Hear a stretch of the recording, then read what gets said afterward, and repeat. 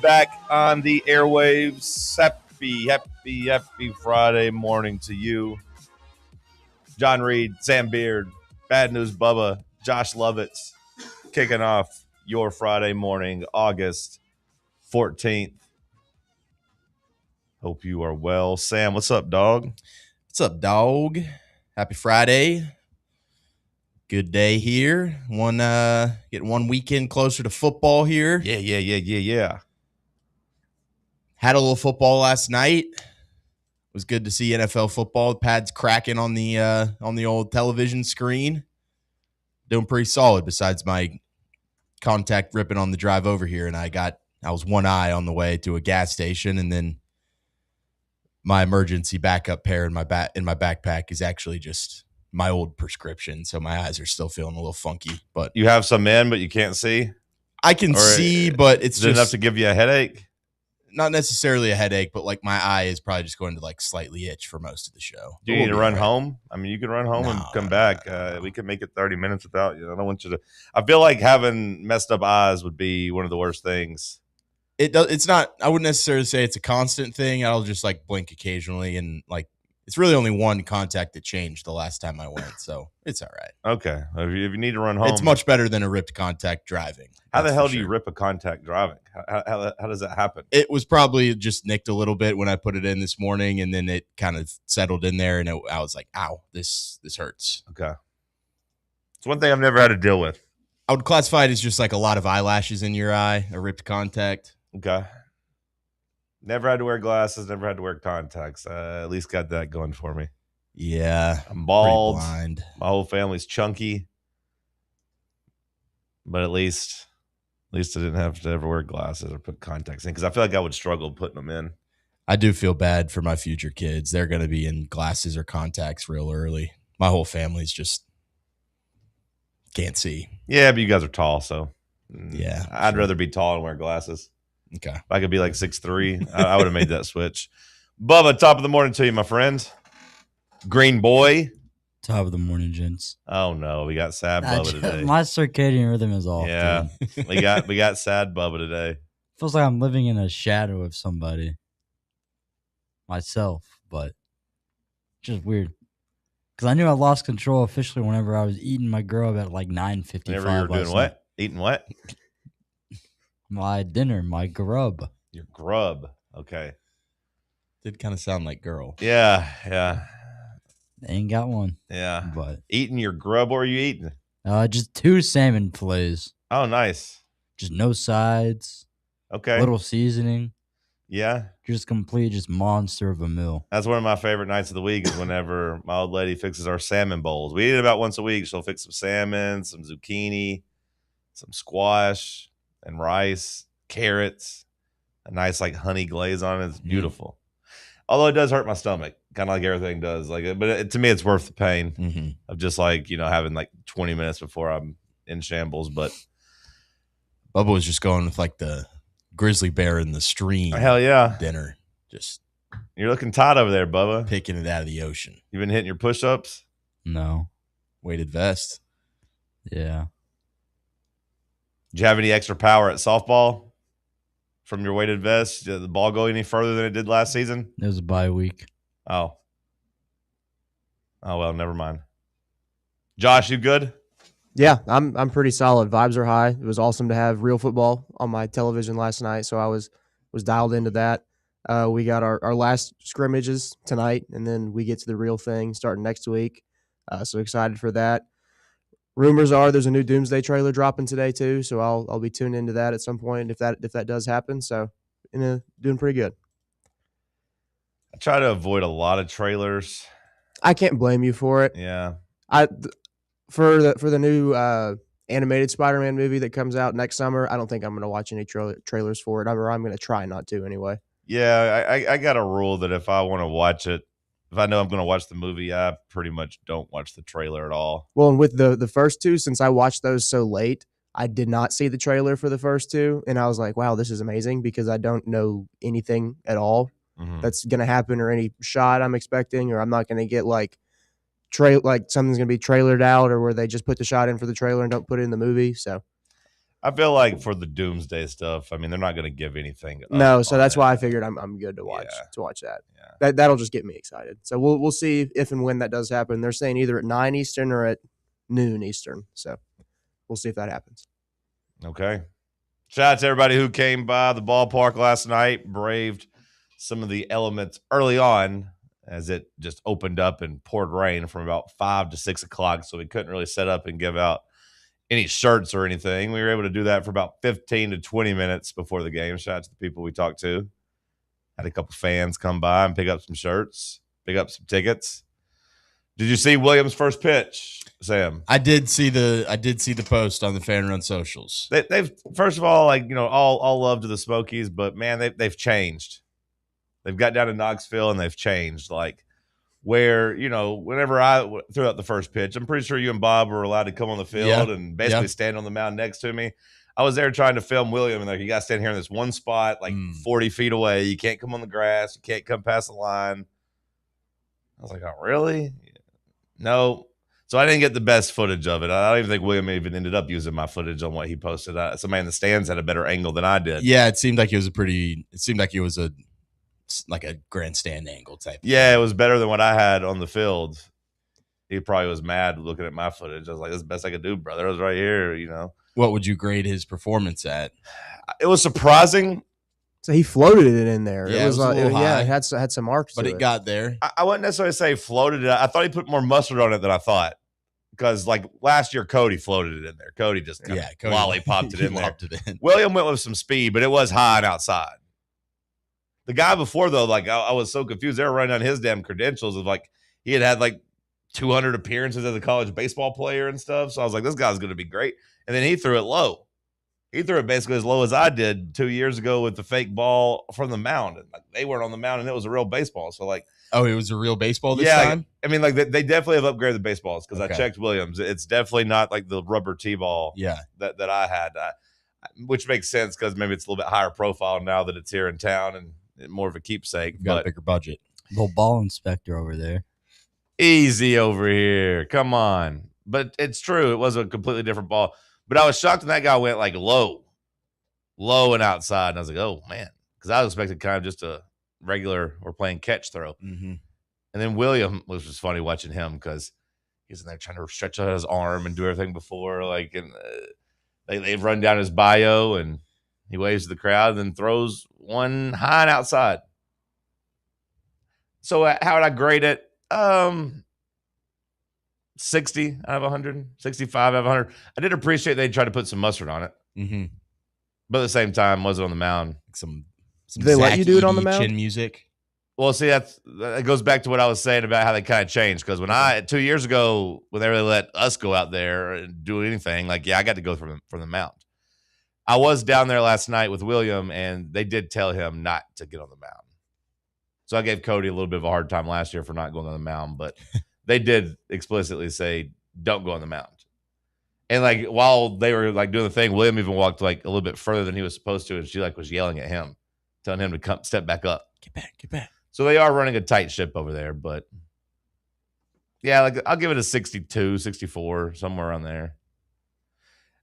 I could probably go a little bit lower since he was trying to talk trash about mine, at the beginning of his show yesterday, as I was so like graciously producing the first hour of his show. He's taking shots at me and my pitch. My pitch wasn't great, but there was things working against me. Did William play baseball growing up at all? He said he used to, and he said I think he used to pitch, like, but I think like it was like 10 or 11 years old, like not like. I was saying, it didn't look like from the video I saw. Didn't look like he was comfortable throwing a baseball. But. Yeah, he said he hadn't thrown one basically since he was like 12. I think is what he said. I don't know. I might be misquoting him on that, but I do think he used to play like Little League, but like not seriously. But yeah, shout out to everybody that came through. Shout out to the Smokies for having us at Fan Run Night. Hate that the weather wasn't a little bit better, so we could have spent more time out there interacting with fans and whatnot, but that's Mother Nature. Am I right? We had football back on your TV. We'll get you closer to your weekend. You want to start with Jaden Daniels or you want to start with the Titans? I know we talked a little bit about Jaden Daniels yesterday. Did anything else really come out about that, or is it Burrow and his statement and the Heisman? I do think there was a lot more that came out once we were off the air. I saw Twitter was having a field day with it. Yeah, it was a big talking awesome. point. We'll start with the Titans. We'll start with the Titans playing some football. Josh says he was locked into every snap. We'll get his takeaways because a lot of negative talk online about the boys. I didn't get to watch much, so I'm actually interested to hear Josh's opinion and have him kind of either talk me onto or off of the ledge. We'll talk some NFL football. Stick with us right here on Fan Run Radio. Can't get enough Fan Run Radio? Be sure to like and subscribe to our YouTube channel by searching for Fan Run Sports. What kind of day is it? It's a White Claw day.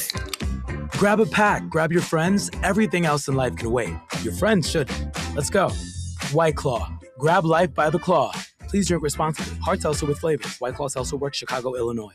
Does tooth pain have you on the injured list? Don't get stuck on the bench watching from the sidelines. Hi, I'm Dr. Jacob Wolko, inviting you to come let Knoxville Smiles get you back in the game. Bring your whole roster in for our winning checkup. We'll keep your smile shining bright under the Friday night lights and geared up for Saturday afternoon kickoff. Visit us online at knoxvillesmiles.com or just call 865-539-1776. Smile brighter with Knoxville Smiles. Welcome to Axle Logistics, where excellence isn't just a goal, it's an energy. As a leading third-party logistics company, Axle is powered by an award-winning culture built on a work hard, play hard mentality. Here, the drive for success is contagious and hard work never goes unnoticed. Whether you're just starting out or looking to level up, Axle Logistics is the place to launch your career. Join us and take your ambition to the stars. To learn more, visit axlelogistics.com. Citizens National Bank.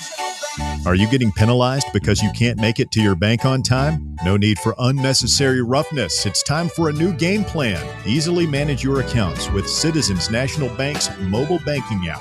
Check your balance, deposit a check, and pay a bill all from your phone with CNB's mobile banking. Citizens National Bank. Banking never felt so good. Member FDIC.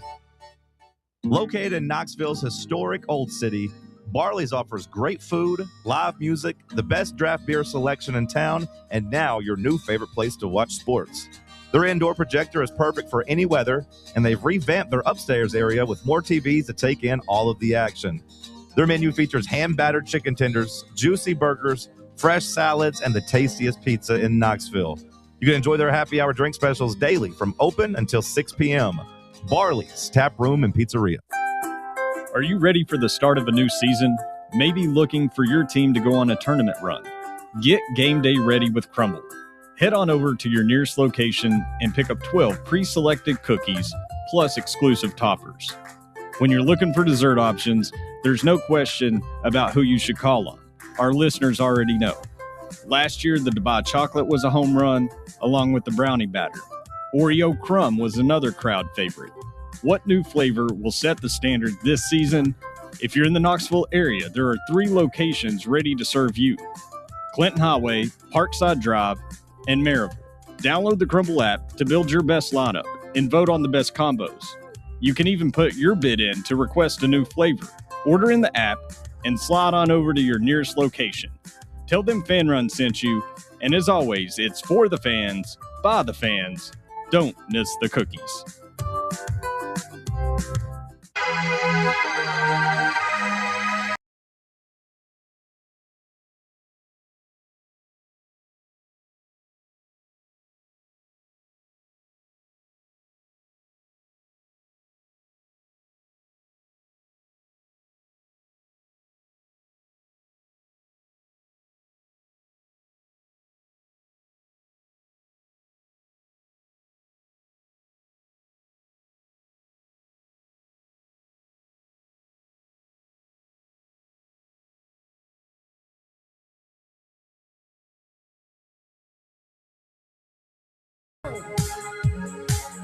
All right, let's talk some NFL preseason.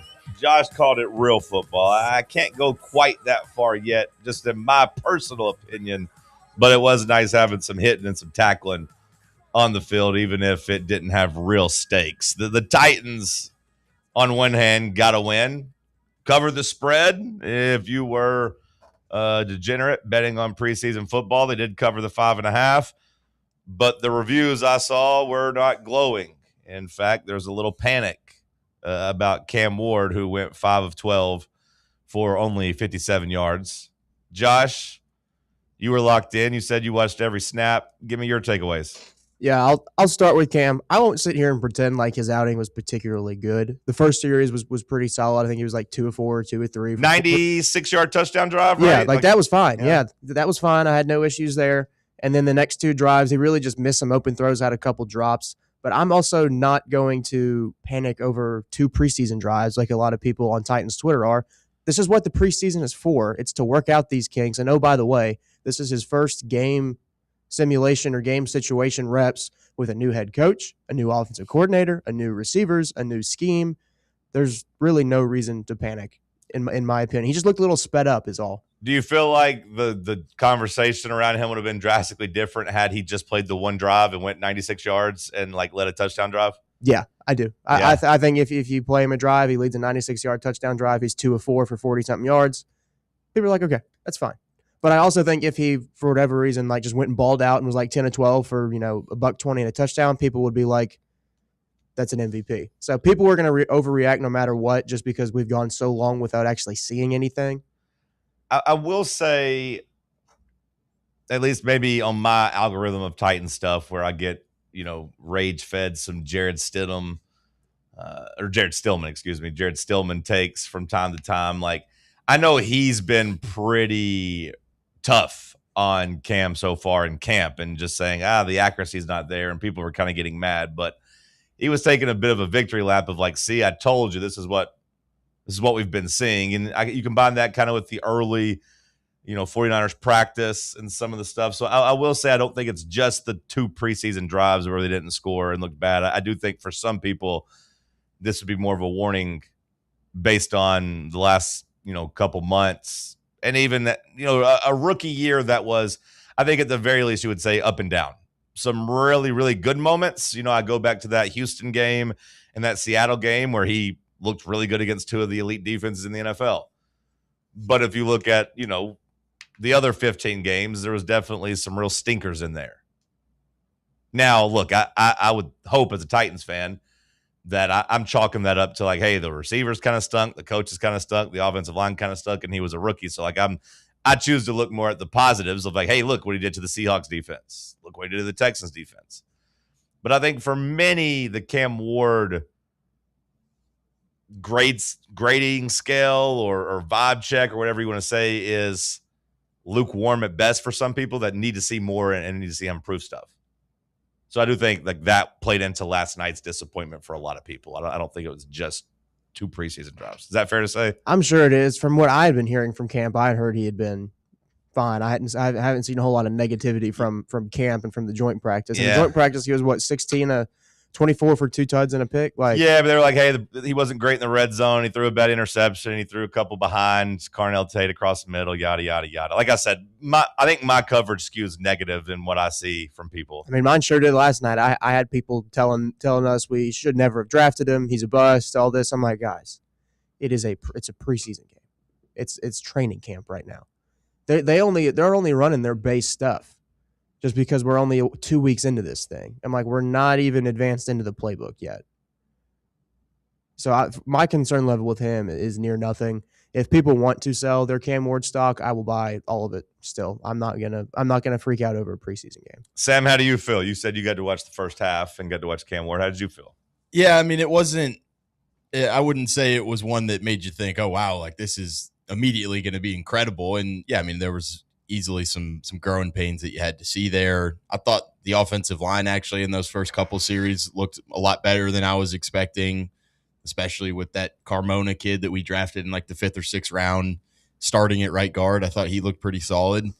And then, I saw Tyjae Spears pop in and looking like an explosive playmaker and hoping that he can stay healthy. So you saw elements of the offense that really struggled last year being able to do a little bit better. But then you also saw, I think Josh said it well. I think Cam looked kind of rushed, and I think for him, he's maybe just such a competitive guy that he probably wanted to go out there and maybe kind of prove to everybody, like, oh, new staff, new team, first opportunity to get out there. Like, I'm going to go out there and just kind of sling it. And, I think it didn't really exactly go to plan that way. And I'm not going to be panicked just yet if it happens throughout the entire preseason and you get more stuff throughout these joint practices that he continues to struggle and accuracy is an issue. I think that's something to bring up, but I also think somebody as competitive as he is going to really get pissed off by this week and probably hopefully go out there and have a really solid week of practice and into next preseason game, because he just doesn't strike me as a guy that's going to let that one sit well with him for a while. Yeah, you obviously hope that's the case. I will say, Josh pointed out it's Cam Ward's first game with a new head coach, new offensive coordinator. Like, I think that's important to remember too. But also, like, I'm happy the trend is kind of shifting. I don't know if the entire league is. It feels like the league is, because I saw Joe Burrow out there taking sacks. But it feels like the coaches have kind of looked and said, you know what, preseason does kind of matter.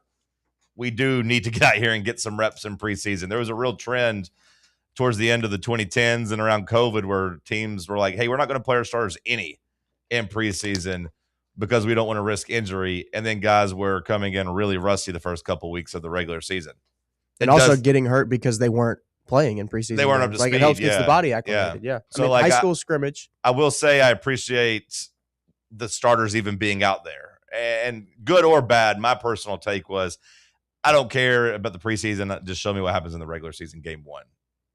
All right, Josh, what else? What other takeaways do you have for the Titans? Yeah, he hit a couple of it. Carmona started at guard, the rookie out of Arkansas.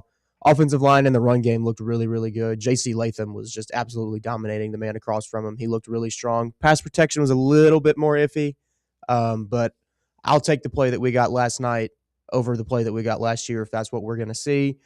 Secondary concerned me a lot, especially Cordell Flott. He was the one out of that group who kind of got mossed a couple times, kind of got lost out there.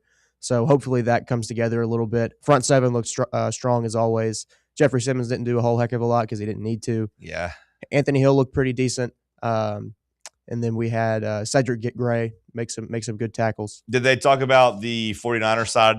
Did the 49ers play? I know they didn't play like the main starters, but like, do we know? I don't think they played many. They didn't play many at all? Many, if any, yeah. Okay. I was watching the Titans broadcast, so they were talking Sure. Titans the whole time. I was going to say, I know I didn't see, like, obviously, like McCaffrey or Brock Purdy or anybody. No. I just didn't Mac know. Jones didn't even Yeah, play. Mac Jones started play with there. Curtis Okay. Rourke. Yeah, it was Curtis Rourke. Femi Oladejo looked pretty good, actually, at his new position at defensive end. He looked pretty comfortable there. He looks bigger. I will say, not to carry water for Cam Ward or really any of the starters like Jeffrey Simmons. You could tell me the stars are playing, but it's hard for me to think that they're going to be like even 70% locked in. I'm sure that's part of it as well. Yeah, in terms of like the intensity level, like sharp level, especially like Simmons. Like, he's just out there trying to get a sweat in probably, and just like you said, get acclimated, get hit a couple times, Get into game shape. Sure. Yeah. Mostly like with Simmons, I think we talked about it off the air yesterday, Josh, because you said you wouldn't play him, and I was like, I think as a team leader, if you're asking the other starters to play, I'm fine with Simmons like suiting up to show that like he's not above anybody. I thought he would do that, and that's kind of seems like kind of the vibe. It's like, yeah, I'll dress out, but I'm not going to really play hard. I'm just going to go out here and play a couple snaps and be with the other starters. Yeah, that's fair. Joey Sly looks good. He went 4 for 4, had 2 50-plus yard field goals, had 2 other shorter ones, and that was somebody who really struggled early in camp. They brought in other kickers to work out. Yeah, I was going to say I saw, I guess right around the joint practice, they had brought in like a Rams former kicker for like a Cardi. tryout. Yeah. They brought him in. So if Sly keeps doing that through preseason, it'll be his job. He's got a big leg, of course. Nick Singleton looked really, really good when he got in. He popped a couple times, had some nice hard runs. The rest of the quarterbacks, Trubisky only had like a drive, maybe 2. Didn't do anything. Levis didn't look good. Hendon got 2 drives and did what he needed to do, looked fine. But Levis, I wouldn't say looked great. But his pass protection also was probably the worst out of the other 3 quarterbacks, too. He got sacked 2 or 3 times in the 3 or 4 drives that he got. The ball that Levis threw up was just hilarious. Yeah. I love how he just has no fear. At least one just comically bad football play every single time he steps on the field. He's cursed now at this point. So we get an extra couple of days off, correct? In terms of an extra long week. Like I don't think we're back on the field until like the 23rd, which is a Sunday, I think. So you play that Thursday, and then you get to basically get a long week before you have a home preseason game against the Seahawks. Yep, right? Sunday night preseason. They'll probably take the field again for practice. They'll probably treat this week like a full game week, so they'll be off until Monday. Come back in on Monday, ready to roll because they flew back to Nashville last night. Friend of the program, Jordan DeJani, his main Titans takeaways does feel kind of like what you guys hit. His number one, Cam Ward is inaccurate. Definitely worth talking about. So he sounds like he's a little bit more worried than maybe Josh was. Sam, are you worried about Cam yet? I feel like my opinion is like we don't have to come to a conclusion off of everything in training camp and preseason. Yeah, like let's see it in the regular season. If he's that accurate in the regular season over the course of the first 2 weeks, yeah, I'll probably be a little concerned. But he's also a gamer, and Cam gets up for regular season games. So week one against the Jets, like that's one you kind of gotta win. That's what we're building towards. Let's see him work out the rustiness, work out the inconsistencies, get his mechanics in order for week one, and let's see it in week one. That's where I'm going to be making my judgments. It doesn't feel like in the NFL you get a lot of like must-win games, especially like early on in the season. In college, when we go through the Vols schedule, you can kind of pinpoint like, okay, here's kind of what's going to define the season. NFL is typically not that way because there's 17 games, but just like based off the last couple years of futility for both the Titans and the Jets, the Robert Saleh Jets connection, the defensive side of the ball for the Jets that hasn't forced any turnovers really. Last year they didn't have an interception, right? Like all season long. They got a new quarterback over there, Geno Smith, who's looked pretty bad last year and so far through camp, throwing nothing but interceptions. Like when I throw all that together, like week one at home, like if the Titans don't win that game, I feel like the vibes are going to be like near an all-time low. Mm-hmm. Yeah, to be anything, you have to win your week one game, especially with your start, because you go Jets, Philly, Giants, Baltimore. You got to start 2-2, really. Yeah. I just think like that 0-1 again. Like I know it's the NFL and you can turn things around or whatever, but just the vibes feel like they'd be about as low as ever if you lose to that. The fan base would completely freak out. Yeah, because you got to win that one, and Cam's got to play good. All right, so number one, he said Cam Ward is inaccurate. Number two, Tajay Spears is still so underrated. Need him to stay healthy. Yep. Number three, expected a lot more from Titans' first team defense. I feel like I don't know what the rest of the defensive line looked like, compared to Simmons. I know you said Simmons just kind of went through the motions, but the secondary did look bad. It was the secondary that had my concern. Linebackers were good. Jermaine Johnson made some plays. Keldrick Falk made some plays. Like I said, Femi Oladejo made some plays. Solomon Tallis had a TFL. Just need the secondary to step it up. Yeah. Yeah. Because they didn't run on us at all. Like the secondary got kind of shredded by Curtis Rourke. So. And then number four, Cordell Volson, scary hours. Is Fernando Carmona really right guard one? Which yes, he is. I feel like if you're treating it like you're playing your starters and then you announce your starter before the game, I feel like that is at least the very least noteworthy, right? That he is a very real threat to coming in and starting from day one. I think it's his job to lose. Anything else across the league, Bubba? Catch your eye. Your Colts play last night. Any other preseason notes? We did play against the Patriots. Saw Mike Vrabel out there. They did not take Diana Rossini. Him raring back and throwing that challenge flag. Oh, look at me. I'm Mike Vrabel. Shut up. Get him out of here. Arrest him for what he did to his wife. Lock him up. Freak. It's about time TMZ dropped some new stuff. How did AR play, Bubba? He had 2 turnovers. He had a pick and a fumble. Pick wasn't really his fault, though. It was off a drop ball that got tipped up. Anybody get hurt last night across the league? I didn't see any. Our special teams coordinator did. On the very last play of the game. He got ran over? Yeah, just 2 dudes just brawling it out, just kind of took it to the sideline, and he was in the aftermath. I saw Drew Aller balled out and at least had good stats. I didn't see any of his actual throws, but I just saw that touchdowns, I think. Yeah, I saw people fired up. I did see a couple nice throws from Mendoza, or at least one in particular. that fit into like an NFL like window. That was a good sign for him. Maybe he's actually going to end up on the field sooner rather than later. People were clamoring over Jeremiah Love. He got injured, right? Didn't he get kind injured? of? I didn't think he got injured. I saw he had 14 touches for 75 yards. Maybe and that was it. okay. I thought they weren't going to play him too. I thought we read that as a headline a while I thought I saw. Maybe I think that was just Hall of Fame game is what they were going to do for that, just because it was too early. This is their second game. I thought I saw that he like rolled an ankle or something, but maybe I guess I'm completely wrong on that. Disregard. Jeremiah Love didn't get injured. I saw Burrow got sacked, which was funny. Yeah, but then Cam went and took a couple unnecessary hits. I will say my main concern outside of the inaccuracies that happened with him was that one intentional grounding play where it was a play action play. He was just trying to make something happen. I'm like, dude, it's preseason. Just throw the ball away. Yeah, don't get hit. Don't get hit, because I know you're not going to do that in a regular season game. Or at least I would hope you're not going to do that in a regular season game. Just throw the ball away. They even had old ass Joe Flacco out there throwing passes in preseason. It's a different era right now in the NFL. The Cardinals need new uniforms really bad. When are they getting? I want to say they just got new uniforms. Oh, God. Not this past offseason, but maybe like 1 or 2 ago. I'll look it up. You don't like They're so plain. Oh, yeah. It's just like,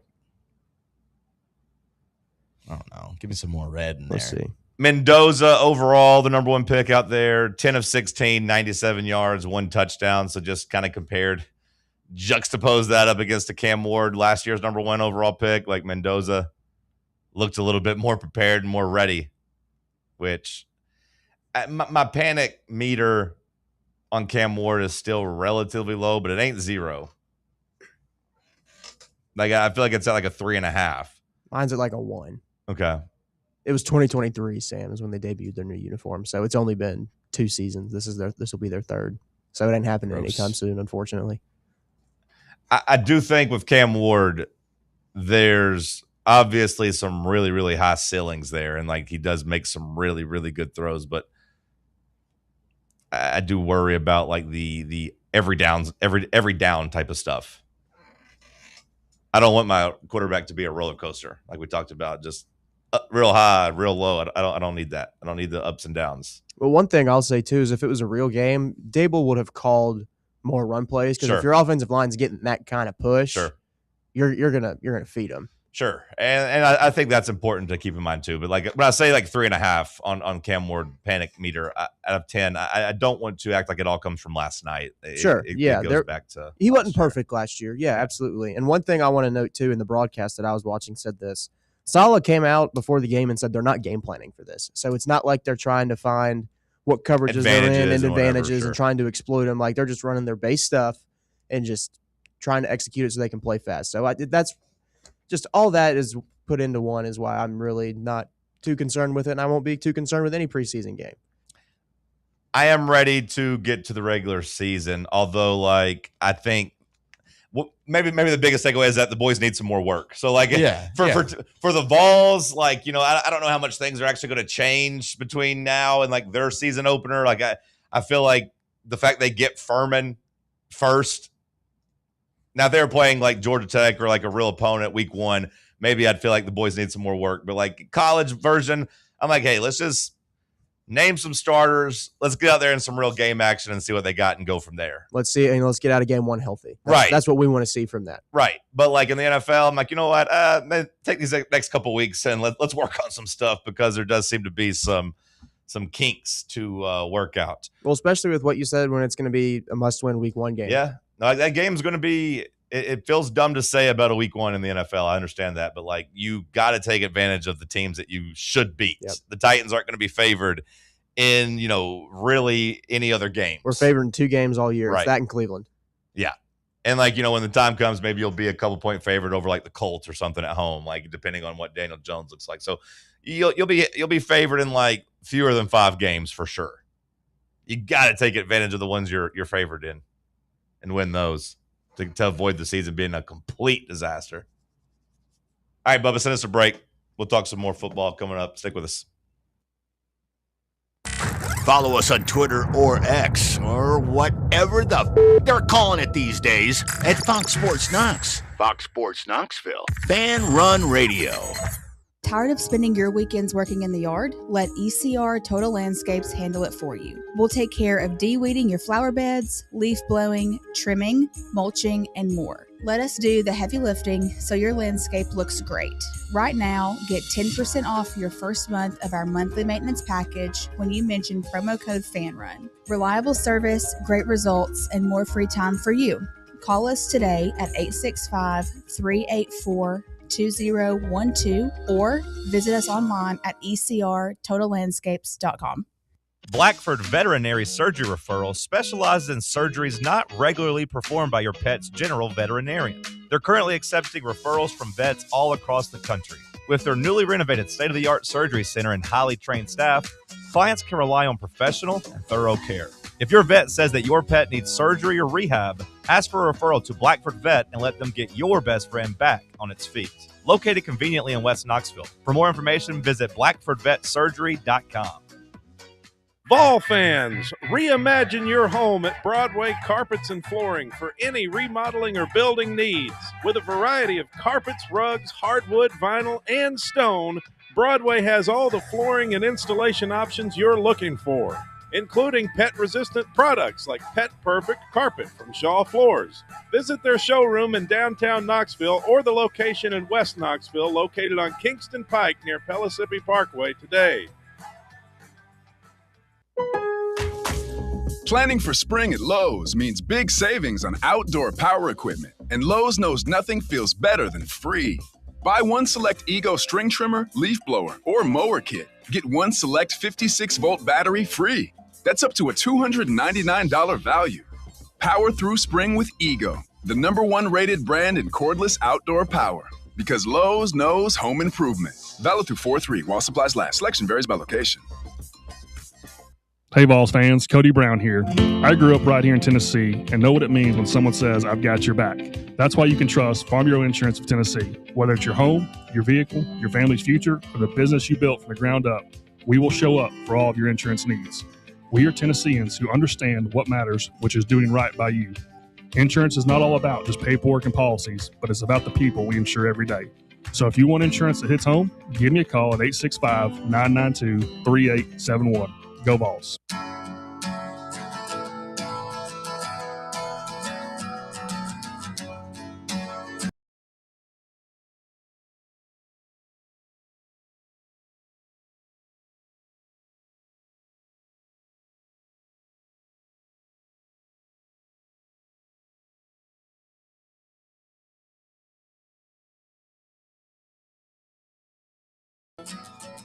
Yesterday, a lot of talk about Jaden Daniels, his mama, Lane Kiffin. It kind of had everything you need in a good scandal. It's a big college program. It's a big NFL program. It's a breakup. You throw in some NIL. You throw in a Heisman. You throw in disrespect.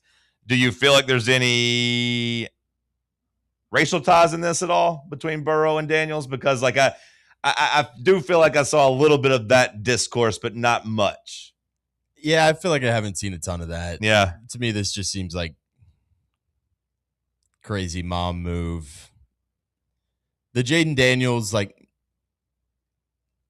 Android Notes app apology. I did like the added tiger emoji at the end, though. Yeah. That was a nice touch. Yeah. You don't get that in an official press release. So like the iPhone or Android, whatever you said, release, at least you got an emoji with it. As he was like, I love LSU. Which I did see someone post that LSU did take his jersey out of the shop. Like you can't buy a Jaden Daniels jersey right now on LSU's website. Because that's what that's what his camp is now like trying to say. Well, that offends him.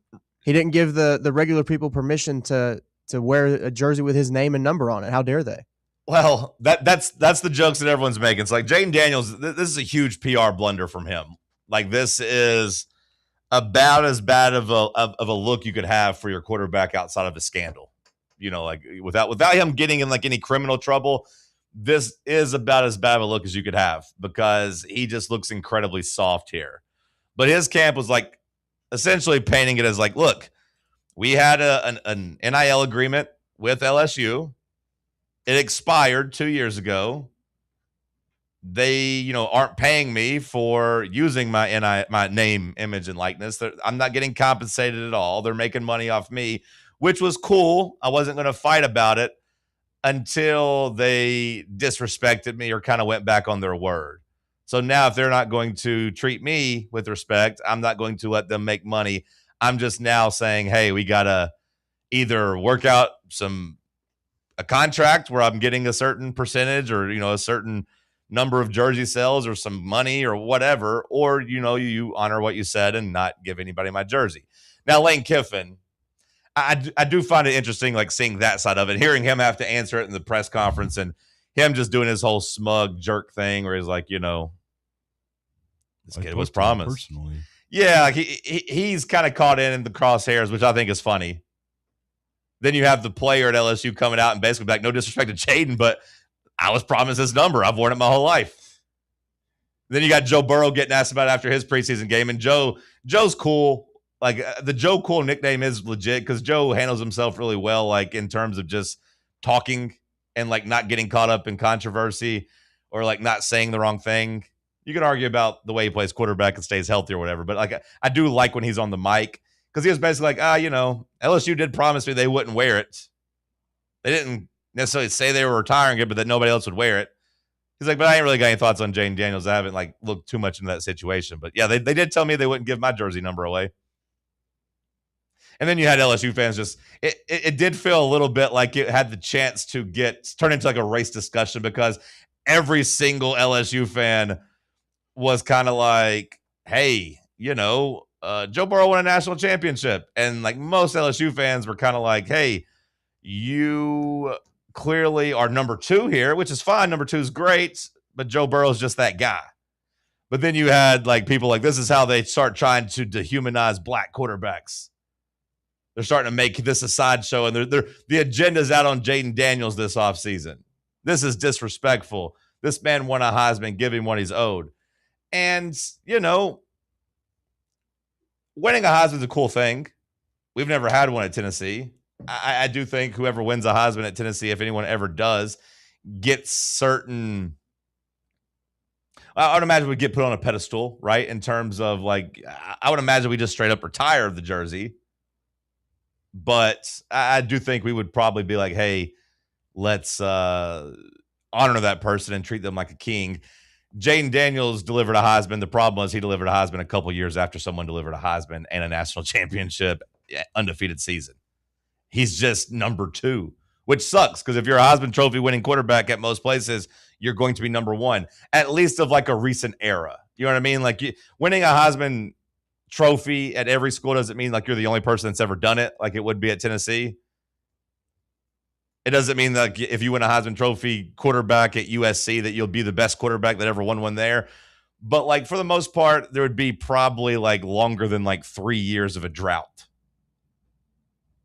At the very least, it'd be like, oh, you're the best of the last decade, the last 15 years or something. Like Jaden Daniels went and did that, and it's kind of like, not impressed.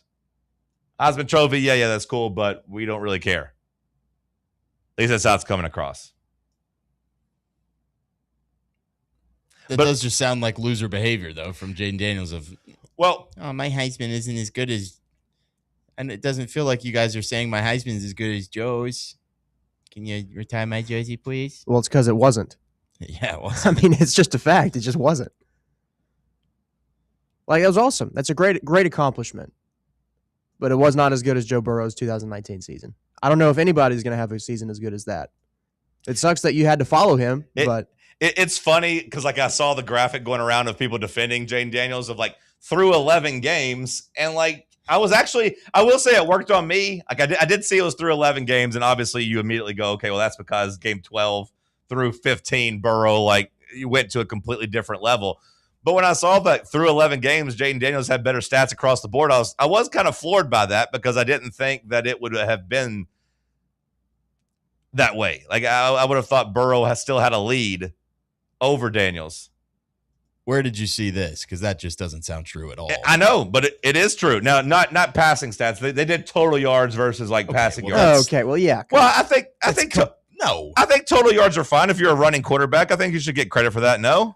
Yeah, but Joe Burrow still destroyed him on total yards. Well, but through 15 games, yes, but through 11, no. Yeah, because you go on and you actually played meaningful football. Yeah, he earned the right to go play in the didn't playoffs. actually have a good season that ended up mattering in the postseason. That's what the hell I just said. I just said through 11 games, I was a little surprised that like he beat him across the board. Again, through 11 games, and then Joe Burrow went to a completely different level and balled out, and Jayden Daniels, of course, didn't play 15 games because that team wasn't very good. I was just saying I was shocked that going to the last week, Daniels actually had better numbers. Again, through 11 weeks, acknowledging that Joe Burrow's legend doesn't really like kick in until week 12 in the SEC championship and then the playoff run. But did Joe have more passing yards through those? Yeah, he games? did. That's so what I'm saying. I put more stock into that just because of the play styles. That's fine. I do think he did have more touchdowns too. Not total, but passing. Not total. So they go 44 total for Burrow, 46 total for Jayden. Right. I go back and forth on the rushing stats and total yards because I do think if you're a dual threat,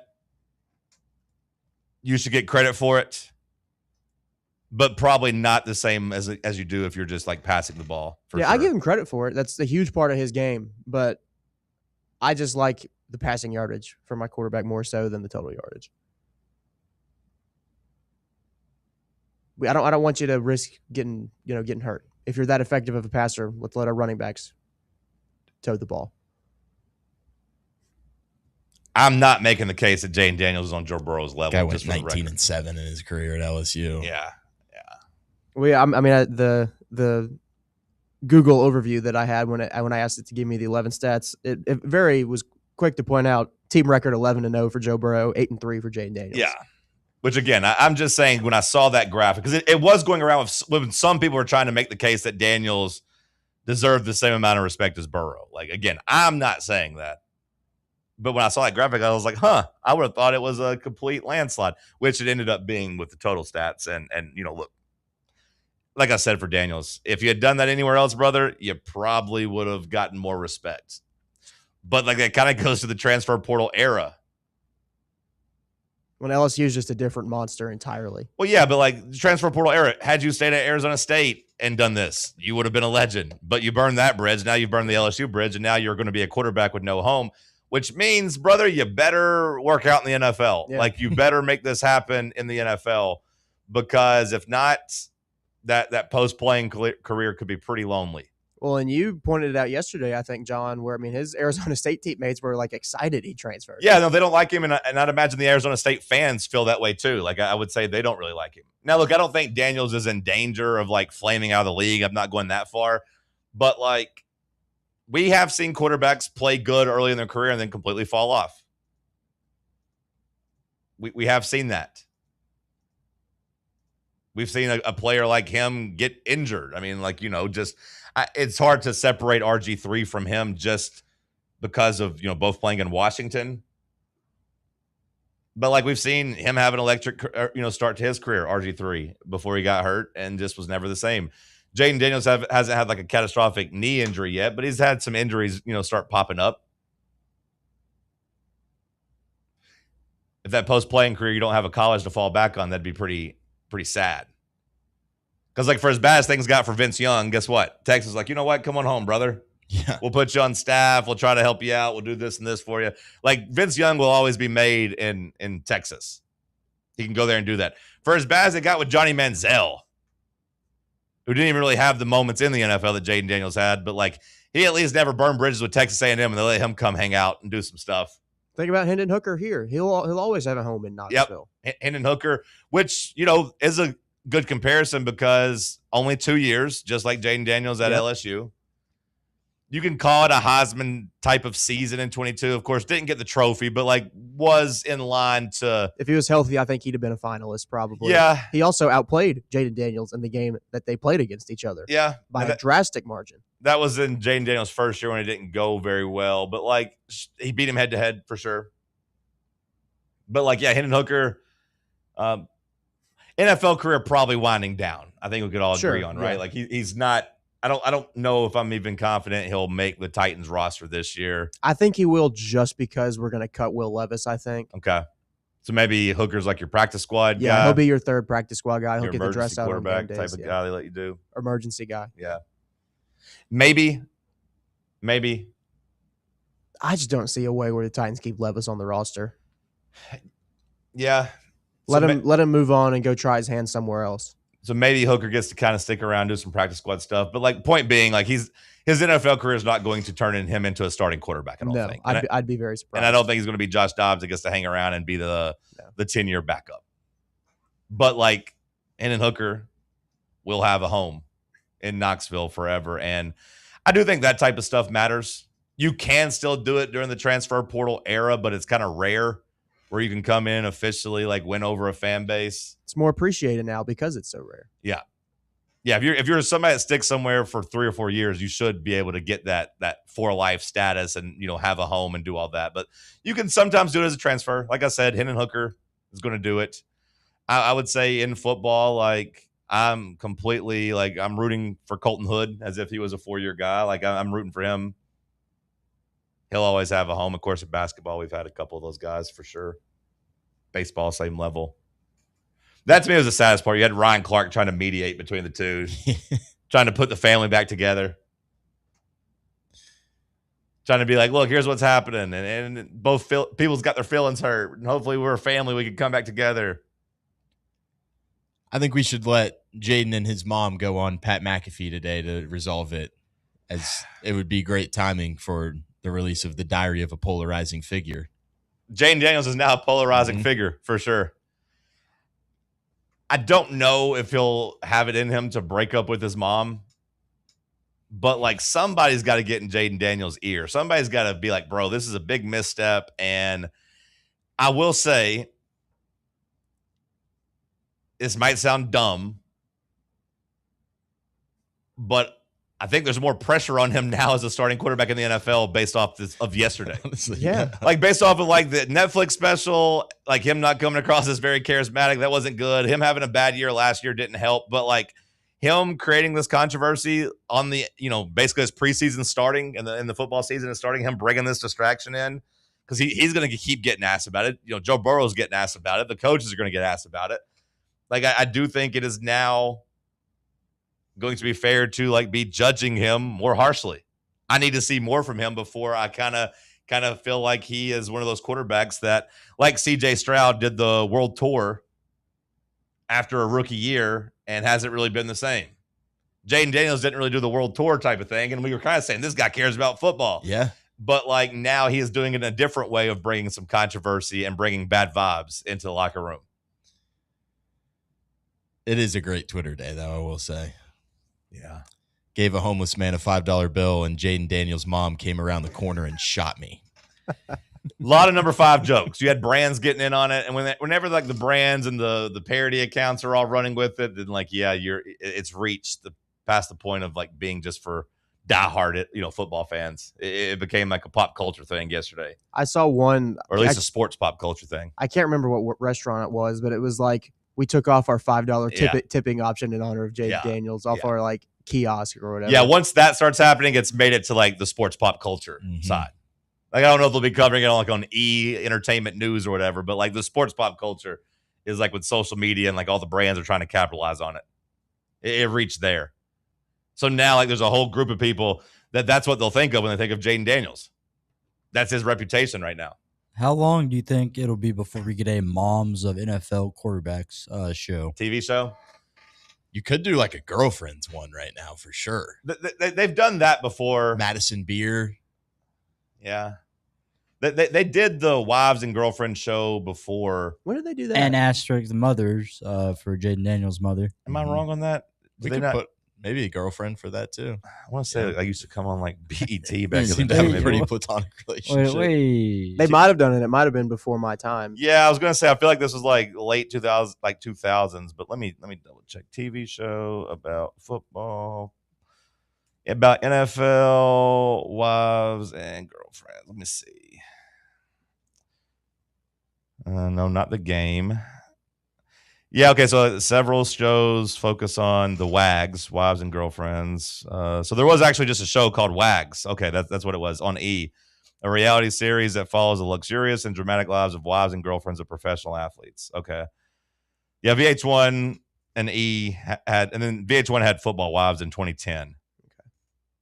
But it's been a bit. It's been a bit. You could do it again. Netflix has a WAGs to Riches, following the ambitious and high-profile partners of athletes and musicians in Miami.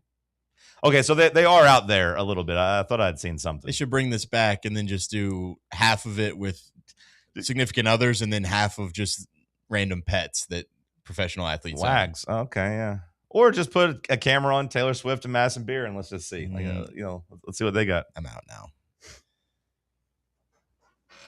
Taylor Swift is too big. Gotta have Ann Michael in there for her baking. Here we go. Yep, she can bake. I'd rather have Ann Michael in there than Taylor Swift. Bob sends this in from Front Office Sports. It's crazy. This came out 7:40 this morning. Surprise, surprise. Sudden slew of viral moments of NFL quarterback wives and girlfriends on the field at practice as part of a coordinated content thing. So you've seen like the Mass and Beer hanging out like at Chargers practice. It's all. So I'll read about it during the break. Appreciate Bob for sending that in, and I'll give it to you at headlines as we talk some news. Bubba, send us a break. Hour one's of the books. Hour two coming at you. The flagship station for Tennessee football. Fans. Fan Run Radio. September 10th isn't just a sale, it's an experience. Join us as Liquor Vault celebrates its first anniversary with the biggest savings event of the year. Experience rare bourbon drops, surprising barrel releases, and complimentary tastings all day. For the wine enthusiasts, you can check out Jason Drotar's Wine Passport Experience. Cigars, they've got them too. Enjoy hourly giveaways, exclusive one-day only anniversary pricing, and surprises throughout the day. Find a Vault Golden Ticket and receive exclusive access to Liquor Vault's highly anticipated end-of-year rare bourbon allocation. People will be talking about this event for months. The only question is, will you be there? The Vault Experience, September 10th, only at Liquor Vault's anniversary party. Located at 2901 Tazewell Pike. Check out their specials and sign up to get discounts at liquorvault.com. Hey, Vols fans, Cody Brown here. I grew up right here in Tennessee and know what it means when someone says, I've got your back. That's why you can trust Farm Bureau Insurance of Tennessee. Whether it's your home, your vehicle, your family's future, or the business you built from the ground up, we will show up for all of your insurance needs. We are Tennesseans who understand what matters, which is doing right by you. Insurance is not all about just paperwork and policies, but it's about the people we insure every day. So if you want insurance that hits home, give me a call at 865-992-3871. Go Vols. Located in Knoxville's historic Old City, Barley's offers great food, live music, the best draft beer selection in town, and now your new favorite place to watch sports. Their indoor projector is perfect for any weather, and they've revamped their upstairs area with more TVs to take in all of the action. Their menu features hand-battered chicken tenders, juicy burgers, fresh salads, and the tastiest pizza in Knoxville. You can enjoy their happy hour drink specials daily from open until 6 p.m. Barley's Tap Room and Pizzeria. Running a business, coaching a team, planning your next big event, you need more than just gear. You need SM Athletics and Logo Solutions. Custom uniforms, branded apparel, promotional products, done right, done fast, and built to show off your brand with pride. From local businesses to high schools to major universities, SM Athletics is trusted by winners. Get real service, get real quality, get noticed. SM Athletics and Logo Solutions, where your brand comes to life. Visit smathletics.com and let's build something great together. When a dangerous, overgrown, or storm-damaged tree is threatening your home, your car, or your family, don't risk it. Call ECR Total Landscapes, your local tree-cutting experts. From precision tree removal and trimming to emergency storm cleanup, ECR Total Landscapes has the equipment and the experience to get the job done safely and efficiently. Call today to set up your free estimate, 865-384-2012, or just go online to ecrtotallandscapes.com. You're listening to FM 105.7 and AM 1340, WKGN Knoxville, and W289CU Knoxville, Fan Run Radio.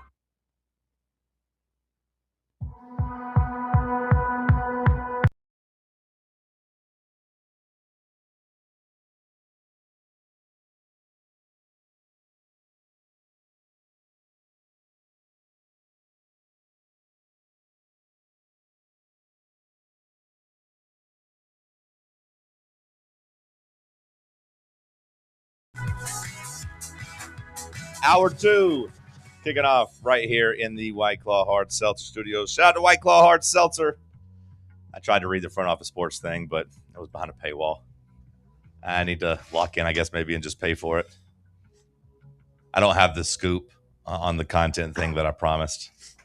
I do appreciate Bob for sending that story, as it does make sense. Because when I saw it, I'm like, why the hell are these girls just hanging out on the damn field? But I guess they... And, like, why have people just turned into, like, TMZ reporters in training camp all of a sudden, just grainy cross-field footage? It gets clicks, that's why. Yeah. You got to get the... Engagement's got to be up. Shout out to the notorious NIC for running in Basketball Wives. That was also a very popular one. Basketball Wives was built around the NBA players. Was Zach Rand? No. Zach Randolph's woman on there? Maybe. No. I don't think so. I'm trying to think of who the players were on Basketball Wives. So they've done that concept before. Maybe they're going to bring it back this time with just like white influencers and pop stars. We'll see how it goes. Let's kick hour 2 off with some headlines. Give me some news, Josh. All right, I've got 2 NFL ones and then a food news. Which ones do you want first? Food. Let's start with food. Okay, Chick-fil-A is bringing chicken and waffles nationwide with a new sandwich available all day. The fall menu also includes a s'mores milkshake and a s'mores frosted coffee. I don't love chicken and waffles. Really? No. I can get behind it. I haven't had a reason to go get it. I'm going to go try this. Well, yeah, I mean, I might try the sandwich, but like just the concept of chicken and waffles, it doesn't really work for me. Whenever I've tried getting it at breakfast spots, the chicken and syrup combo I don't love. I love waffles. I love chicken. I just don't love them together. I don't mind meat and bread and everything. You know, I like biscuits and gravy, but like the chicken and waffles doesn't give me that same type of feeling. I don't know. I had chicken and waffles as like one of the little cocktail hour like appetizers at one of my buddy's weddings I went to, and it kind of rocked. It was like the skewer basically had like a shot of syrup in it, and then it was just a little chicken tender and a little tiny piece of waffle, and you just eat that, and then you kind of shoot the maple syrup in your mouth. It was fantastic. But I'm normally not like at a restaurant, I'm going to go get a meal of chicken and waffles. I don't know how this is going to work fast food wise. I don't know if the waffles will be good enough. And again, I don't really care for the combo, but I'm going to try it at least once. Yeah, I do appreciate Chick-fil-A trying to roll something new out there. They do every now and then. I never really deviate from just the basic. Breakfast, chicken biscuit. Maybe I get crazy with an egg white grill, you know, one of those Try things. the burrito, man. I might need to because I like burritos. The burrito's great. Maybe I try that. For lunch, pretty much I just get the regular chicken sandwich with no pickles and like an 8-count of nuggets. But every now and then they'll be like, here's a pimento cheese sandwich. Try it. Nah, I'm good. Chicken and waffles. Nah. Did anyone try that like jalapeno ranch thing that they rolled out? I never did. Not I. I didn't either. But I appreciate them trying something new. Next headline, please. This came out yesterday. Terrion Arnold plans to sign with the Seattle Seahawks. Obviously, he had an offseason, to say the least. He was arrested on felony charges in connection with a robbery and kidnapping in February. So. Well, it seems kind of crazy that like the Lions had to let him go, and now the Seahawks are going to be able to like add a talented guy to good piece. Yeah, to a secondary for cheap. Like the Seahawks don't really need defensive help right now. The Lions do need defensive help. Could the Lions have just survived like the PR, like just like not release him and just said, "Hey, we're gonna wait till more details come out"? Because it does feel crazy that like a team gets to pick him up just a couple months later, and I haven't really seen any outcry about it. I haven't seen any like protests or anybody super upset about it. Could the Lions have survived just not releasing him? It seems like they could have just placed him on like suspended indefinitely kind of deal and just let it play out instead of just But I also, you see why they did release him, because it's not a good look if you rob and kidnap somebody. Yeah, but apparently it's not that bad of a look because the Seahawks are like, you know what? Let's kick the tires on this. And like I said, they don't even necessarily need the help. It's the culture up in Seattle, man. Those streets up there are crazy. He still hasn't Well, he had other visits with other teams too. He visited the Texans, Saints, and Giants. Now, like, we'll see. The NFL can still like punish him. Like that's something that could still happen. Has he already gone through the full legal process? No, because doesn't he have 8 pending felonies or something like that? I can't imagine that he's gone through it, but there has to be some momentum that like he's going to be okay, or at least it's not going to be as drastically bad as we thought when it first came out, that there might be some wiggle room here for this to even be considered. But no, the NFL can still punish him. Puka Nacua apparently still somewhat on the chopping block for his off the field shenanigans this offseason. Botting the girl. Probably get judged for his anti-Semitic remarks as well. Yeah, the NFL must decide whether to put Arnold on the commissioner's exempt list.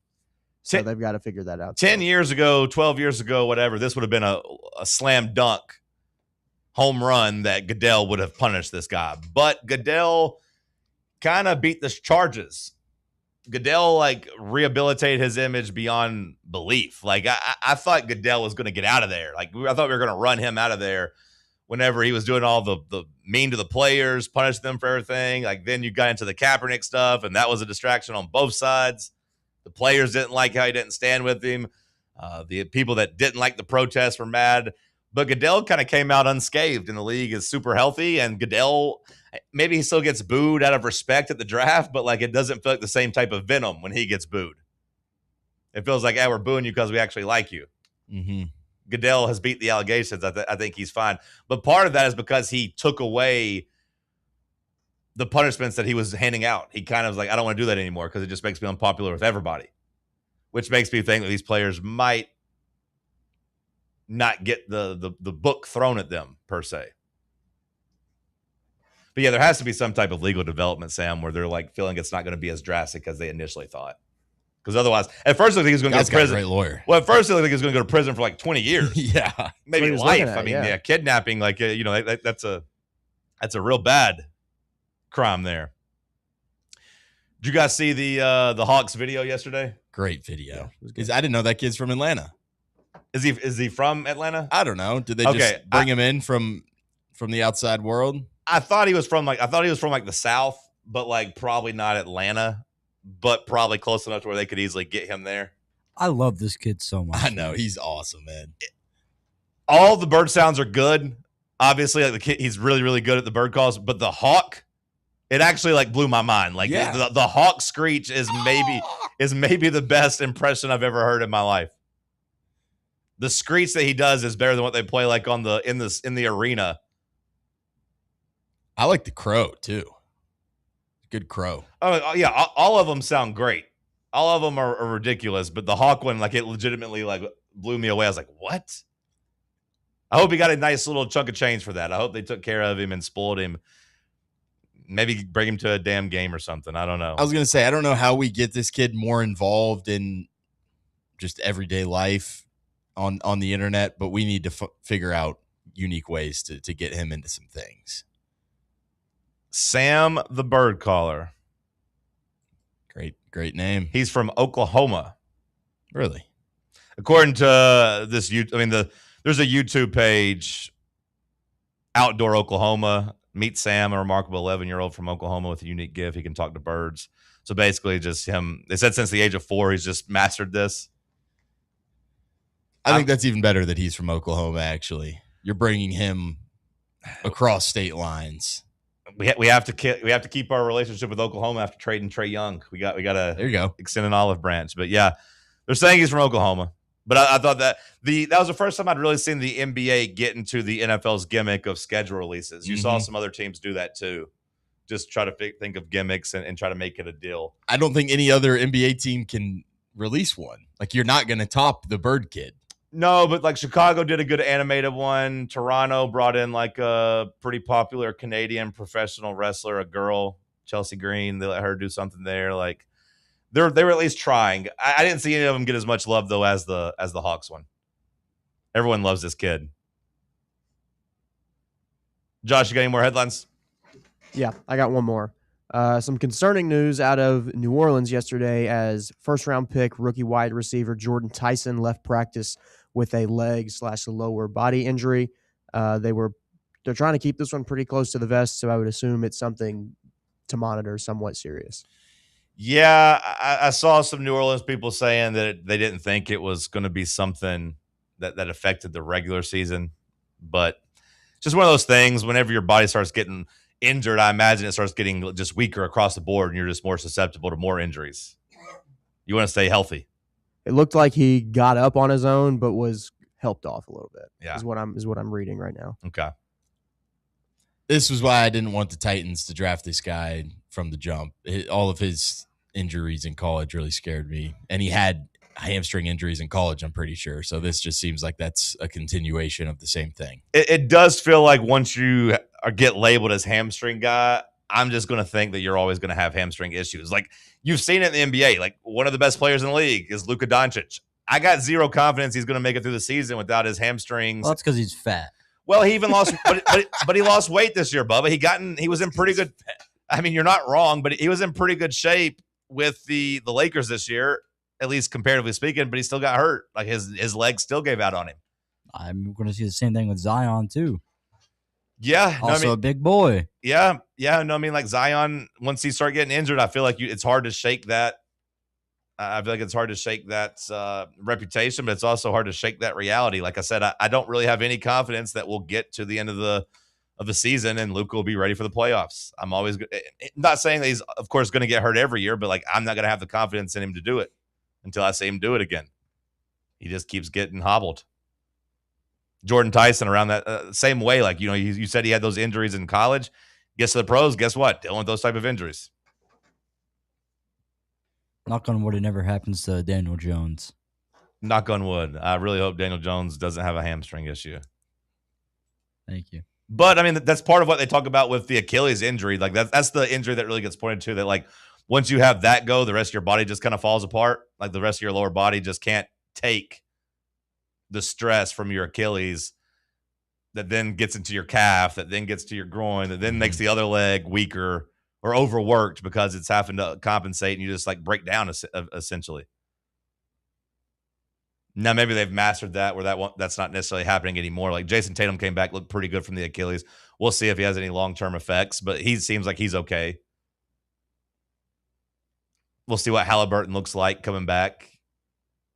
Football, we haven't really seen guys pop back from the Achilles just yet, have we? And like be good immediately. But they haven't really been any high profile ones. The ones that come to mind are Kirk Cousins, who was already kind of old and washed, and Aaron Rodgers, who was old and washed.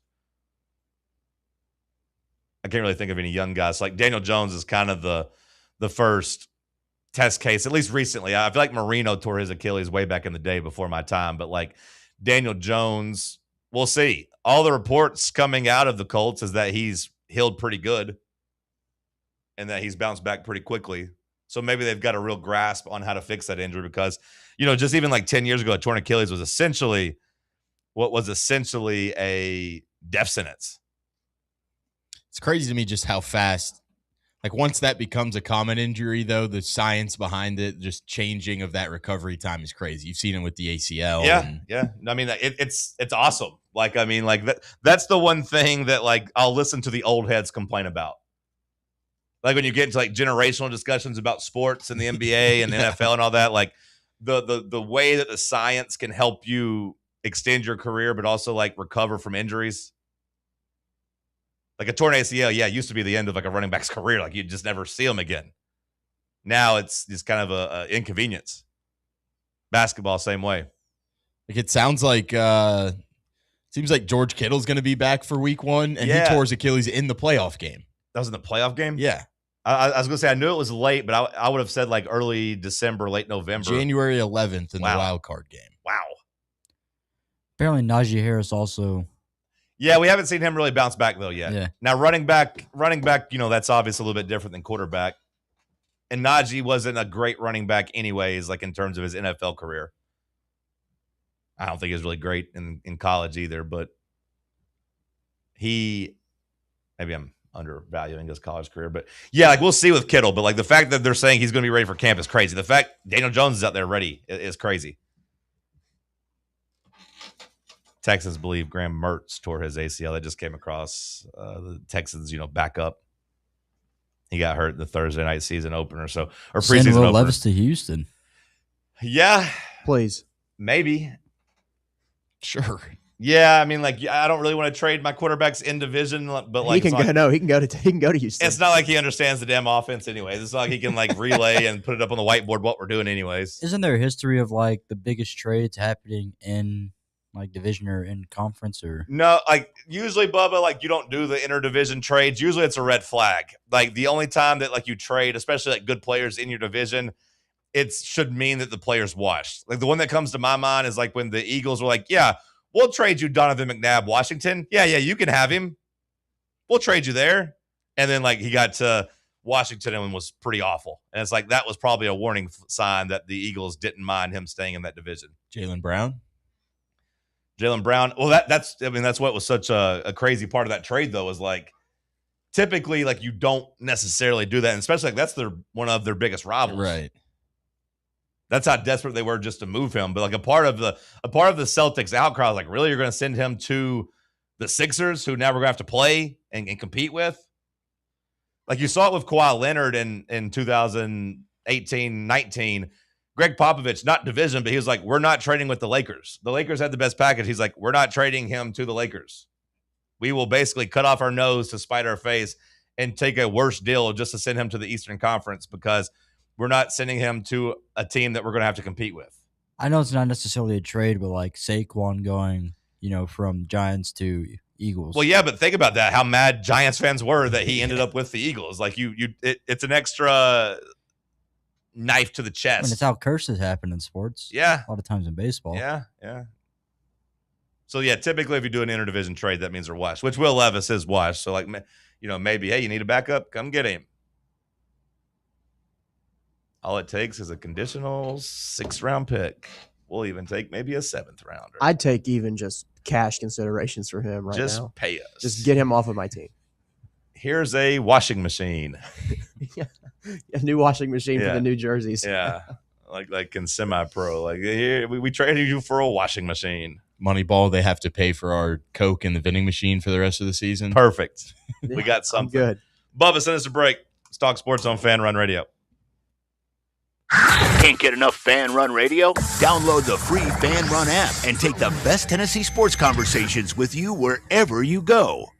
Vol fans, reimagine your home at Broadway Carpets and Flooring for any remodeling or building needs. With a variety of carpets, rugs, hardwood, vinyl, and stone, Broadway has all the flooring and installation options you're looking for, including pet-resistant products like Pet Perfect Carpet from Shaw Floors. Visit their showroom in downtown Knoxville or the location in West Knoxville located on Kingston Pike near Pellissippi Parkway today. Hey, Vols fans, Cody Brown here. I grew up right here in Tennessee and know what it means when someone says, I've got your back. That's why you can trust Farm Bureau Insurance of Tennessee. Whether it's your home, your vehicle, your family's future, or the business you built from the ground up, we will show up for all of your insurance needs. We are Tennesseans who understand what matters, which is doing right by you. Insurance is not all about just paperwork and policies, but it's about the people we insure every day. So if you want insurance that hits home, give me a call at 865-992-3871. Go Vols. Is your yard starting to look more wild than welcoming? Yeah, don't let your landscape be that house on the block. At ECR Total Landscapes, we make sure your outdoor space is something you're proud of. From de-weeding flower beds to leaf blowing, trimming, mulching, and more, completely customizable to your property's specific needs. We'll handle it all. Why spend your weekends sweating it out in the yard when you can just sit back and enjoy it? That's the ECR difference. And right now, new customers can get 10% off your first month of our monthly maintenance package when you sign up for a full calendar year. That's right.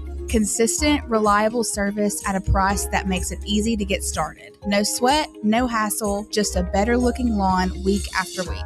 Call ECR Total Landscapes today and mention promo code FANRUN to save 10% on your first month. Call 865-384-2012 or visit us online at ecrtotalandscapes.com. Citizens National Bank. Are you getting penalized because you can't make it to your bank on time? No need for unnecessary roughness. It's time for a new game plan. Easily manage your accounts with Citizens National Bank's mobile banking app. Check your balance, deposit a check, and pay a bill all from your phone with CNB's mobile banking. Citizens National Bank. Banking never felt so good. Member FDIC. Golf Envy Farragut is the premier indoor golf experience you've been looking for. And right now, they are offering a limited number of founding memberships. Golfers can reserve their spot for just $150 before their September grand opening. Founding members receive 90 days of unlimited guest passes, as well as an exclusive risk-free first month. That's right. Try out Golf Envy with no obligation. Give it 30 days, and if it's not the right fit for what you're looking for, your first month's dues will be refunded. Members will get access to their Golf Zone 2 Vision NX simulator technology, the most realistic simulator on the market, where they can play more than 300 courses and compete in leagues and tournaments with players all across the country. Golf, rain or shine, 24/7, 365. To learn more and become a founding member, visit their website at farragut.golfenvy.com/presale.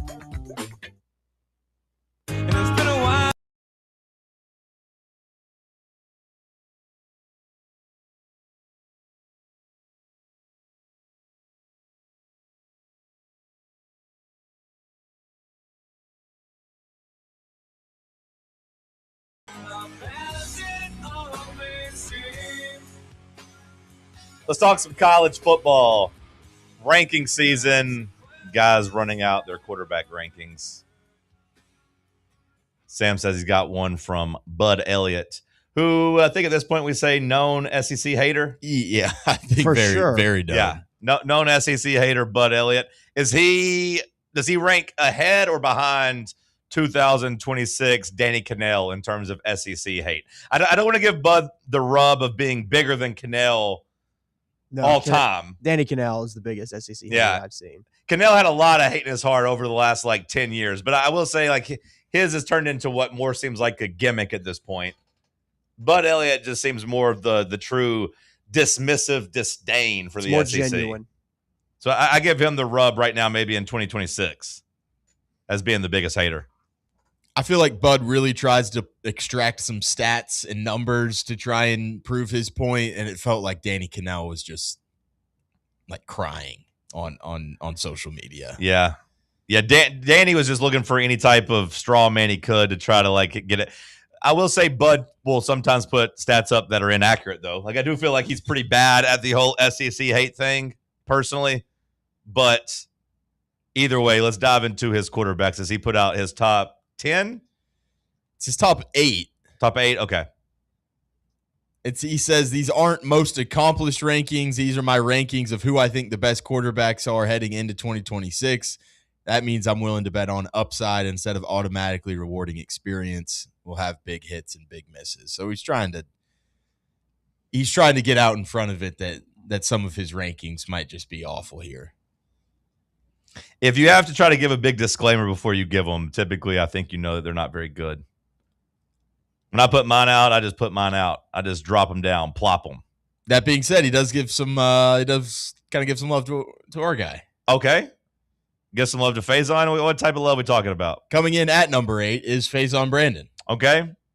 Which is, I will say, is higher than I've seen most people. Now, our boy SEC Mike had Faison higher than 8th, I believe, but that's the only person I think I've seen.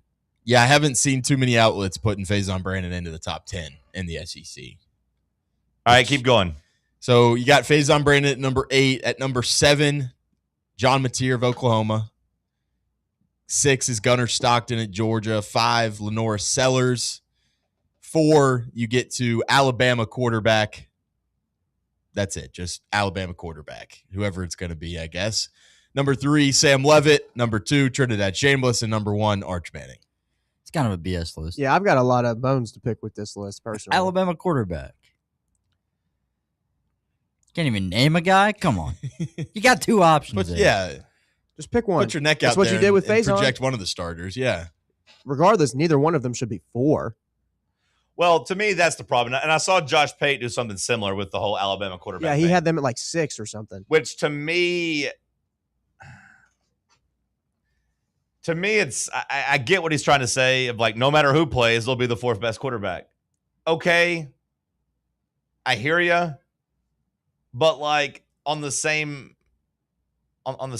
scope, especially from Josh Pate, who put out a top 10 that didn't have Tennessee quarterback on there. Like, what makes you so much more confident that Alabama quarterback play will be higher than Tennessee quarterback play?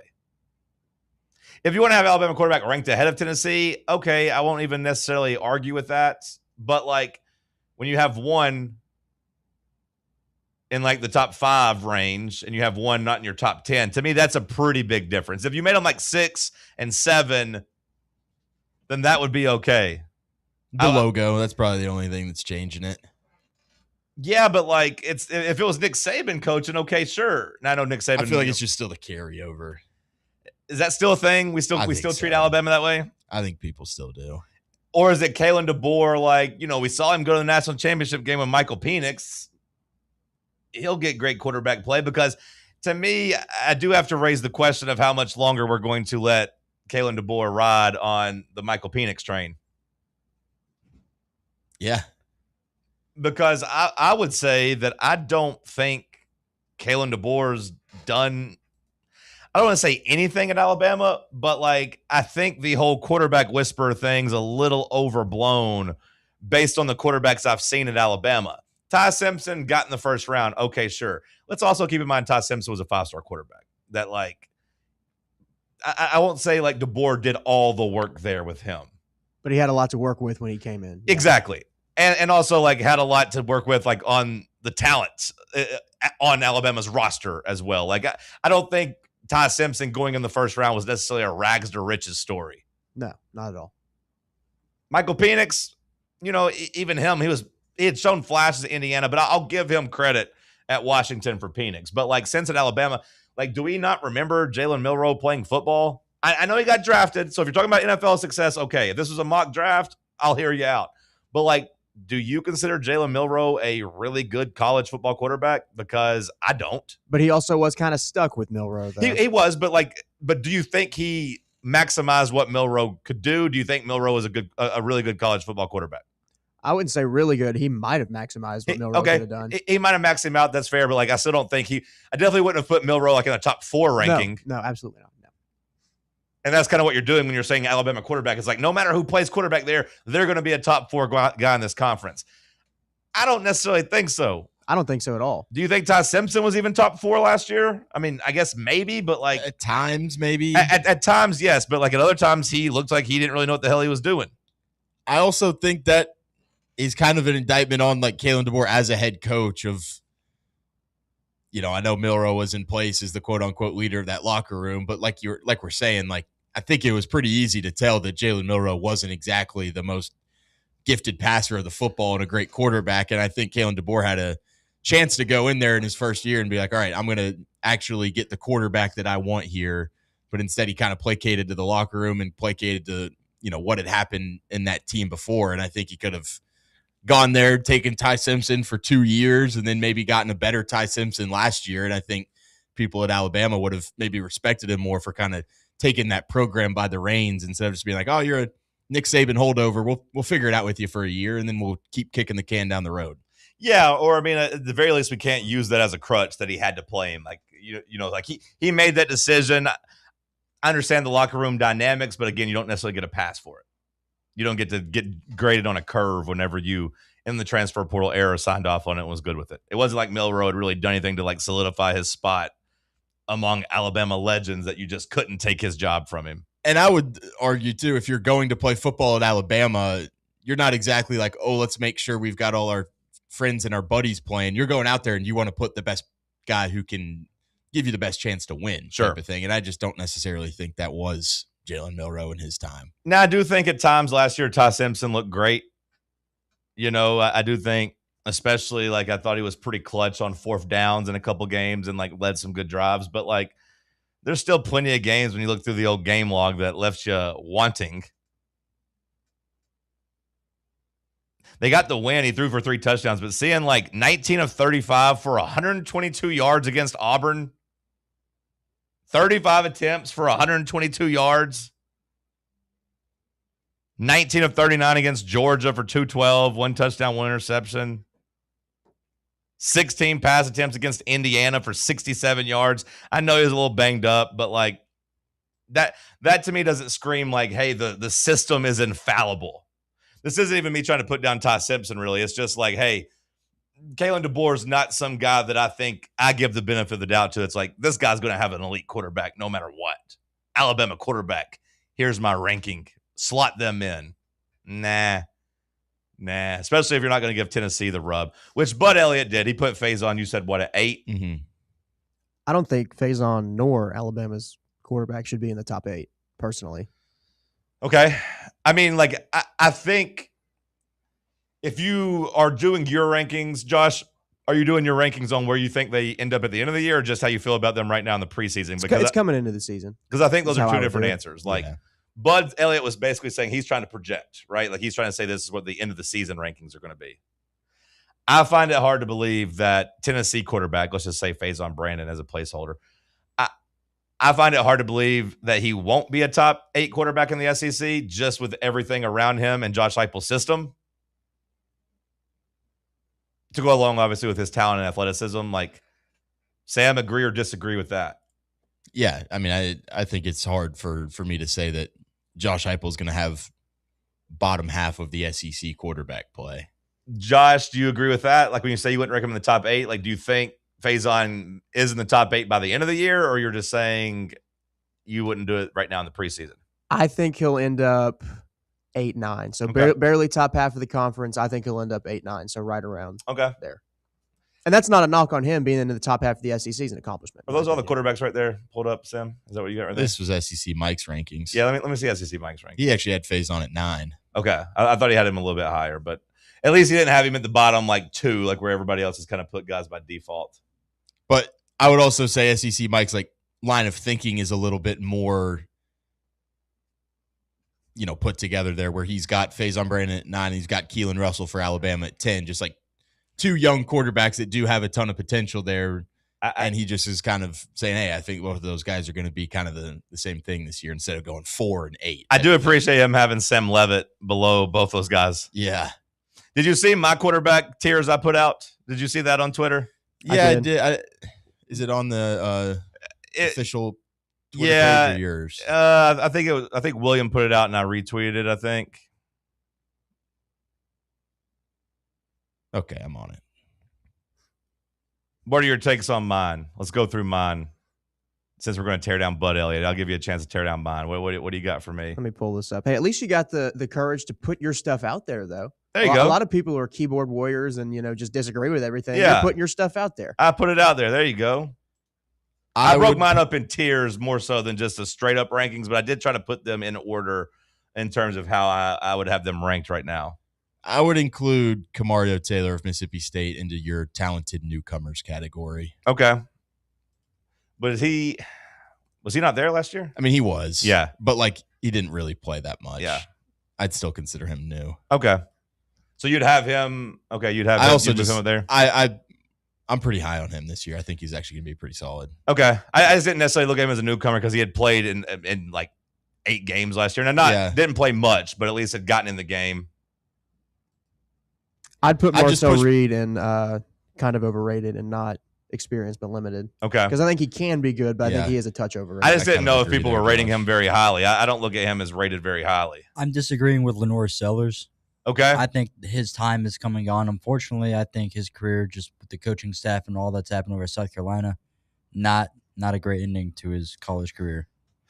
I had him at number 2, just by himself with superstar potential. So these are in order of how you would rank them too? Yeah, I think so. See, I wouldn't have Sellers at 2. Okay. Sellers almost deserves his own category, to Bubba's point, of which he does have here. I think he threw maybe 6. I just have completed 61% last season. If I'd have maybe put him behind the next tier of just superstar potential, maybe that would be a little bit more accurate. I'd put him behind kind of overrated. Yeah. Okay. But I also have Arch as 2.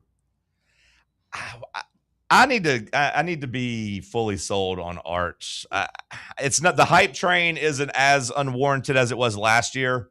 Like last year, it was driving me crazy. Everybody that was penciling him in as the best quarterback in the conference and Heisman favorite and everything based on what we had seen so far in his career. The hype train's not as crazy this year, and it's not as unwarranted, but I still need to see him actually play good against a really good team before. Like, what was his best game last year in your opinion? Arch Manning. Arch? Yeah, like Josh, you said you'd have him ranked higher. Like, yeah, well, a lot of people love him, but go ahead.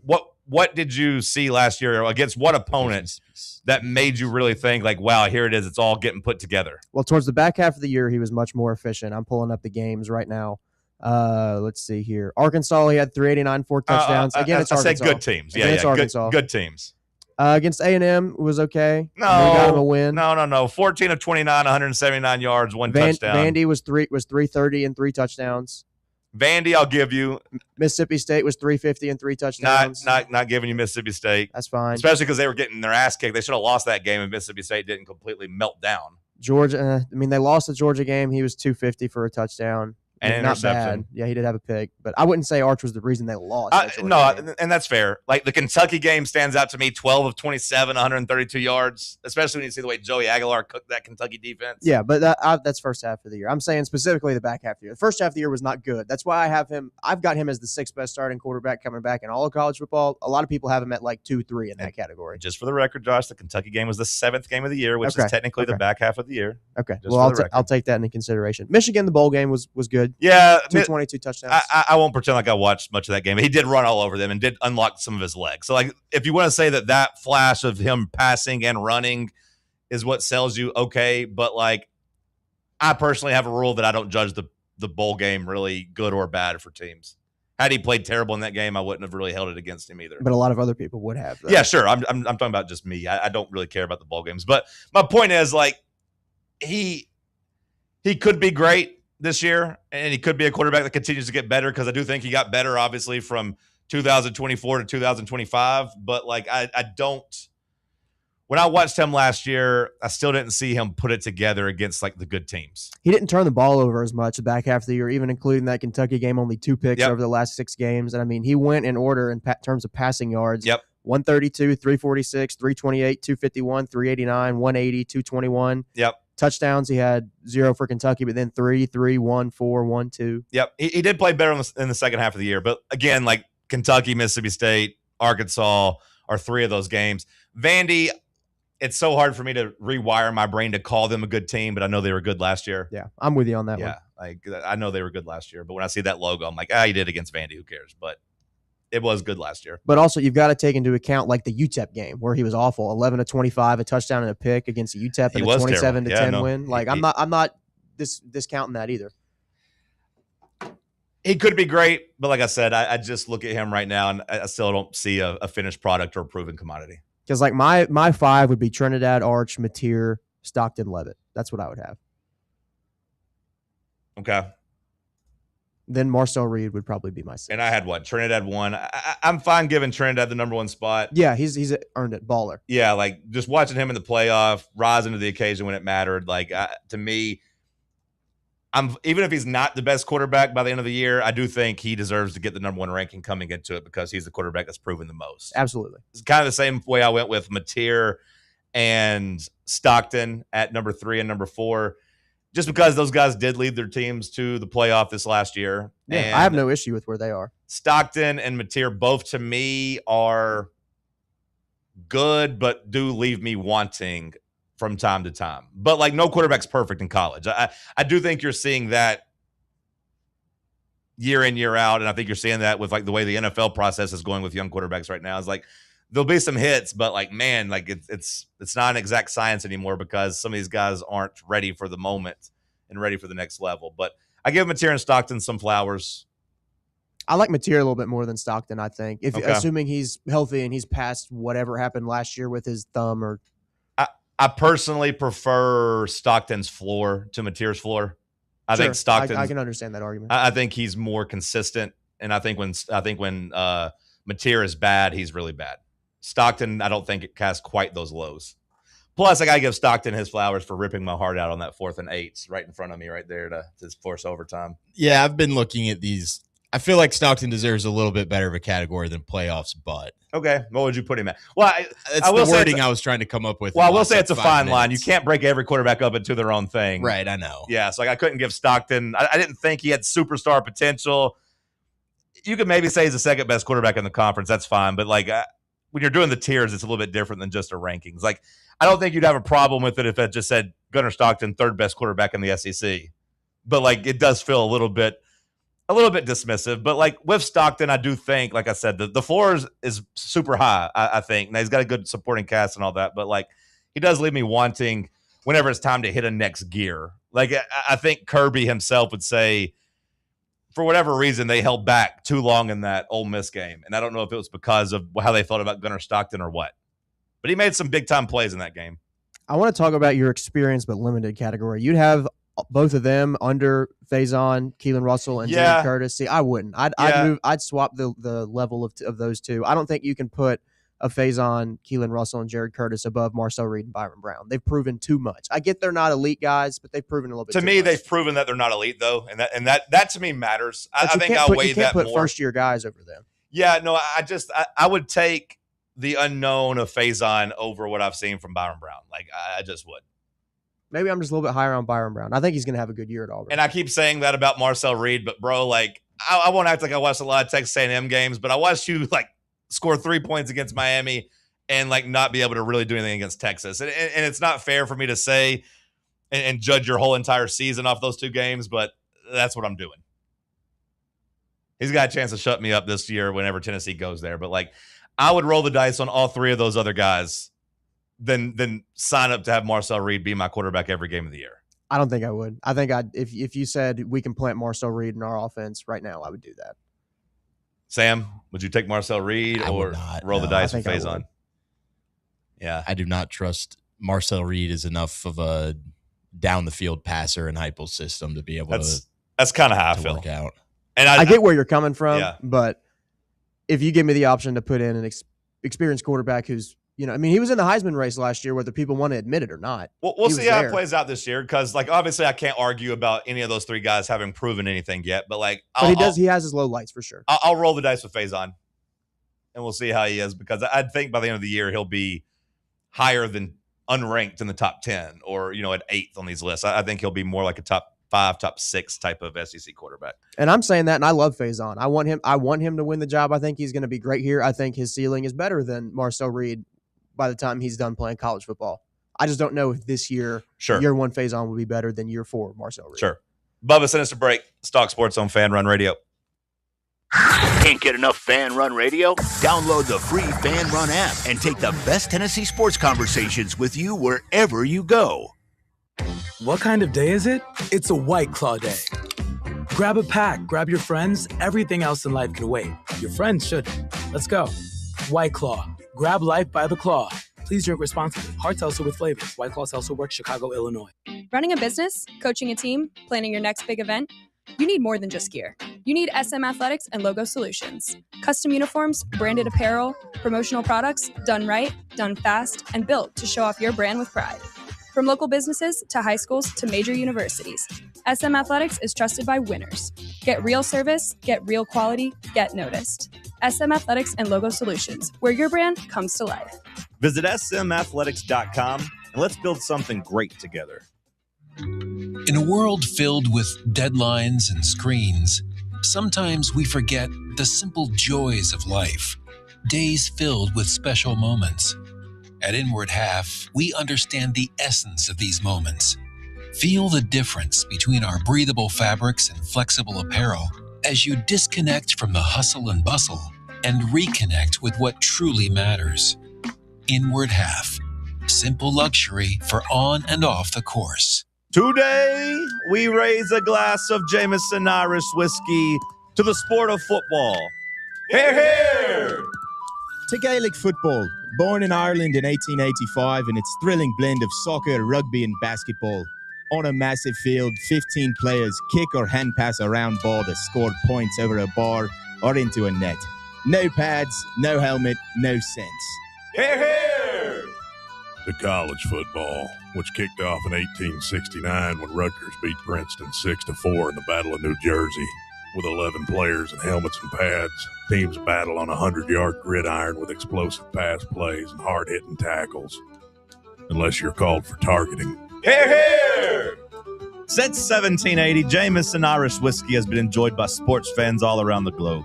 Whether your football is Gaelic, American, or even soccer, we can all agree on super smooth Jameson Irish whiskey. Hear, hear! Fan Run Radio, the flagship station for Tennessee fans. This ain't no wishy-washy, limp-wristed, kale-eating, half-ass sports radio station. We're your in-your-face, truth-telling, say it loud, flag-waving, face-painting, hardcore, bring the noise, causing a ruckus, don't give a damn sports station. Sports talk that doesn't just hang up and listen. For the fans. This is Fan Run Radio. Get some.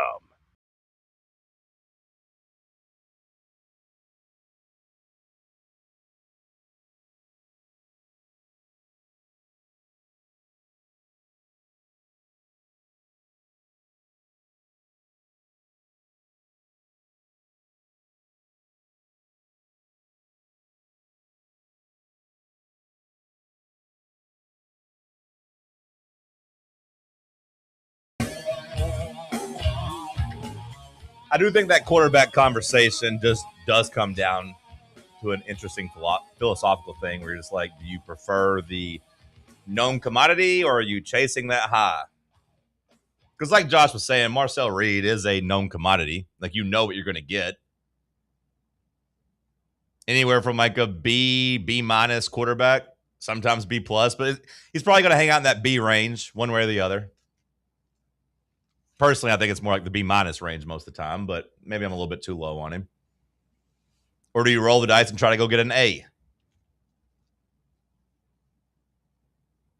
Because one of those three newcomers that I had on there will be like an A this season. One of them. I feel like. Between Alabama's quarterback and Vandy's quarterback and Tennessee's quarterback. One of those will pop and be closer to an A type of guy. I always try to, I think, I gravitate more towards the guys I'm trying to project versus maybe appreciating a solid B minus guy. But not everybody feels that way. And that makes it interesting. Like, I do think that was like Josh Heupel's decision in the transfer portal this year. Yeah. Not so much the B, but like, he was like, do I roll the dice on one of these young guys, morphing into something good, or do I try to go out and get like a C plus quarterback? Do I want to spend $1 or $2 million on Austin Simmons, or just go out there and roll the dice with Faison or George? Right, like Austin Simmons, Bo Prabula, whoever, like those guys were C plus at their best, right? Like, do you take that as experience worth that, or do you roll the dice that you can get better? Now, you try to go out and try to get Sam Levy, try to get Ty Simpson. You were probably interested in Brendan Sorsby, but you never really got a chance to make an offer there. Like, I understood that for sure, but I also appreciate Josh just saying, hey, instead of like the hard ceiling, let's see what an untapped potential might look like. Yeah, there's definitely like a line that I would draw. I'll be like, okay, this is the last guy we're going to go after. Everybody else that we have rated under him, I'd rather have the guys we brought in. And it seems that's what Heupel did. And I kind of appreciate the line. Like, whenever they were talking about Bo Prabula, I was like, oh my God, surely to God, we're not kicking the tires here. Surely this isn't going to be what we did. But at the same time, in 2025, that offseason, you pretty much had to take anybody. Like, you tried to go out and try to get anybody, and you ended up with like a C plus type of guy in Joey, and Joey came in, and you at least didn't have a disastrous season. Josh Heupel's program didn't regress, at least like too drastically. You could say the perception, the momentum got, stalwarted or whatever, and like, you didn't necessarily take steps forward. You did take some steps back, but it could have been a lot worse last year. I think we could all agree after losing your quarterback, for sure. We'll see if we can do it again. See if you can do it again. But like the idea from the old school college mentality, I know you've been a big transfer portal guy, but like I am really into the idea of like whatever quarterback wins this battle, George, Faison, whatever, we'll see tomorrow who starts getting a leg up in after the first scrimmage. We'll start having some of those reports tomorrow will tell you who won the day. And at that point, I think that will set the speed. If it's truly a quarterback battle, then like I think you'll get an honest assessment. I find it hard to believe that whatever the takeaway is tomorrow, that like they're not going to like say that Faison was really good. Do we have a time for the scrimmage tomorrow? Do we know yet? Nah, I haven't seen an official time. We do everything in the morning, so I'd imagine it's out there by like 9 a.m. at the latest. I just want to know when to be refreshing Twitter. I would say you'd start getting stuff around 11 a.m. if I was guessing. Hell, it might even be 8 a.m. That's what typically I think they get out on the practice field. So like, you'll start getting some updates there, and you'll start having guys get a lead. But like, Sam, I know you were a transfer portal guy. I do find it cool that whoever wins this quarterback battle theoretically could be your quarterback for 3 or 4 years, and you could kind of grow with them, kind of old school college football style. No, yeah, that's got me very excited, and I think that's a lot of the reason why I have been pounding the table so hard for Faison this offseason, is because I do think this is a fantastic opportunity to kind of just nix that bad trend that, you know, whether you want to say it's bad or not, on Heupel kind of having a new quarterback every year. Some years it's worked out for us. Obviously, we've seen a couple of years where it hasn't been the best, but I think anyone would assume that a guy that can stay in a system for a couple of years and continue to grow and develop would be, you know, worthy for not only him, but the program as well. So yeah, the opportunity to get someone like Faison in here for 3 years is really, really exciting. And that to me also makes it easier to go out there in the transfer portal and just pick and choose the spots that you need, because you don't have to go worry about, oh, we got to stockpile $4 million or $6 million in the transfer portal to go get the top quarterback. We feel like we've got a guy already here, and now we can just go supplement the roster in other places. You can never say never. You can never say always. But like, I do think Josh Heupel will say never again in terms of letting a young quarterback leave, like his starter. Like, I know he did that with Nico, and I know that didn't work out, and they didn't like necessarily get held hostage. But like, I'd imagine if Josh Heupel had a do-over, he would say, man, we probably should have just stayed the course and just bit the bullet. Tightened up the belt and just got it done.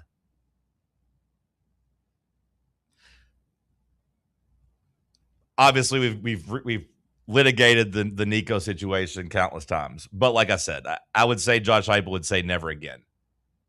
And like, we're never going to go through that. So like, my thing is, whoever wins this battle, yeah, there's going to be transfer risks like there is at every position. But like, I would say the retention of keeping your starting quarterback would be something Tennessee, like whoever wins this job, as long as they're good and acceptable, I think would be the quarterback for 3 years. Yeah. Is what I'm saying. Yeah.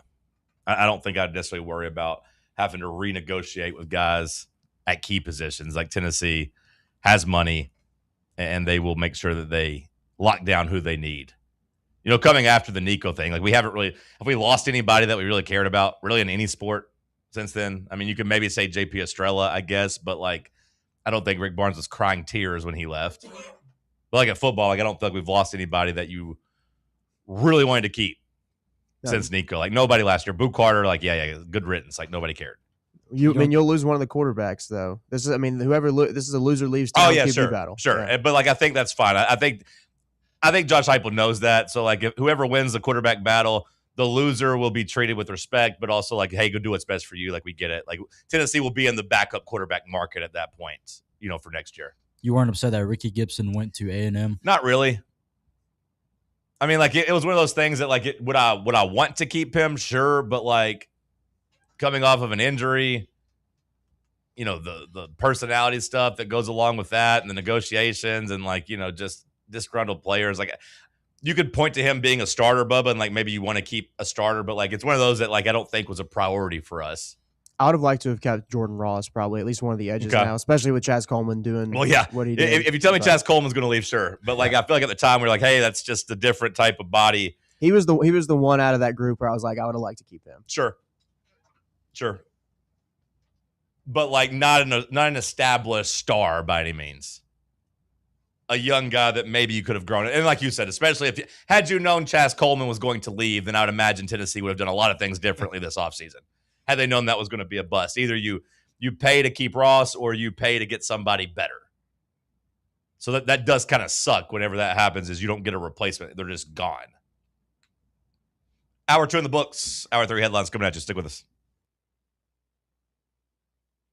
Check out our new and improved website at fanrunradio.com.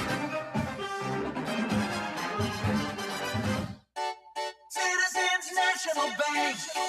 Are you getting penalized because you can't make it to your bank on time? No need for unnecessary roughness. It's time for a new game plan. Easily manage your accounts with Citizens National Bank's mobile banking app.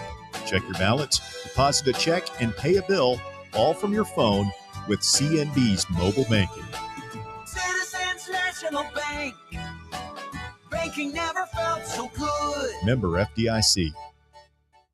Football season is all about winning game plans, and here at Knoxville Smiles, we believe that your smile deserves an all-star game plan too. Whether it's a routine cleaning, whitening, or restoring your confidence, Knoxville Smiles has the experience to keep your smile in championship form. Don't let dental pain blitz your game plan. Call Knoxville Smiles today and schedule your appointment, because a healthy smile is the ultimate home field advantage. Call 865-539-1776 or schedule online at knoxvillesmiles.com. September 10th isn't just a sale, it's an experience. Join us as Liquor Vault celebrates its first anniversary with the biggest savings event of the year. Experience rare bourbon drops, surprising barrel releases, and complimentary tastings all day. For the wine enthusiasts, you can check out Jason Drotar's Wine Passport Experience. Cigars, they've got them too. Enjoy hourly giveaways, exclusive one-day only anniversary pricing, and surprises throughout the day. Find a Vault Golden ticket and receive exclusive access to Liquor Vault's highly anticipated end-of-year rare bourbon allocation. People will be talking about this event for months. The only question is, will you be there? The Vault Experience, September 10th, only at Liquor Vault's anniversary party. Located at 2901 Tazewell Pike. Check out their specials and sign up to get discounts at liquorvault.com. Hey, Vols fans, Cody Brown here. I grew up right here in Tennessee and know what it means when someone says, I've got your back. That's why you can trust Farm Bureau Insurance of Tennessee. Whether it's your home, your vehicle, your family's future, or the business you built from the ground up, we will show up for all of your insurance needs. We are Tennesseans who understand what matters, which is doing right by you. Insurance is not all about just paperwork and policies, but it's about the people we insure every day. So if you want insurance that hits home, give me a call at 865-992-3871. Go Vols. It's a huge weekend at Covenant Health Park with your Knoxville Smokies. They're kicking off the weekend with a feel-good Friday. And for Saturday, make sure to wear your orange and arrive early. It's Tennessee night. The first 1,000 fans through the gates will get a free Deshaun Bishop bobblehead and stay late for fireworks. Sunday, it's our day game of the week, and it's Crayola Day. First 1,000 kids will get to color their own lunchbox. And after the game, they can run the bases. Weekend plans, check.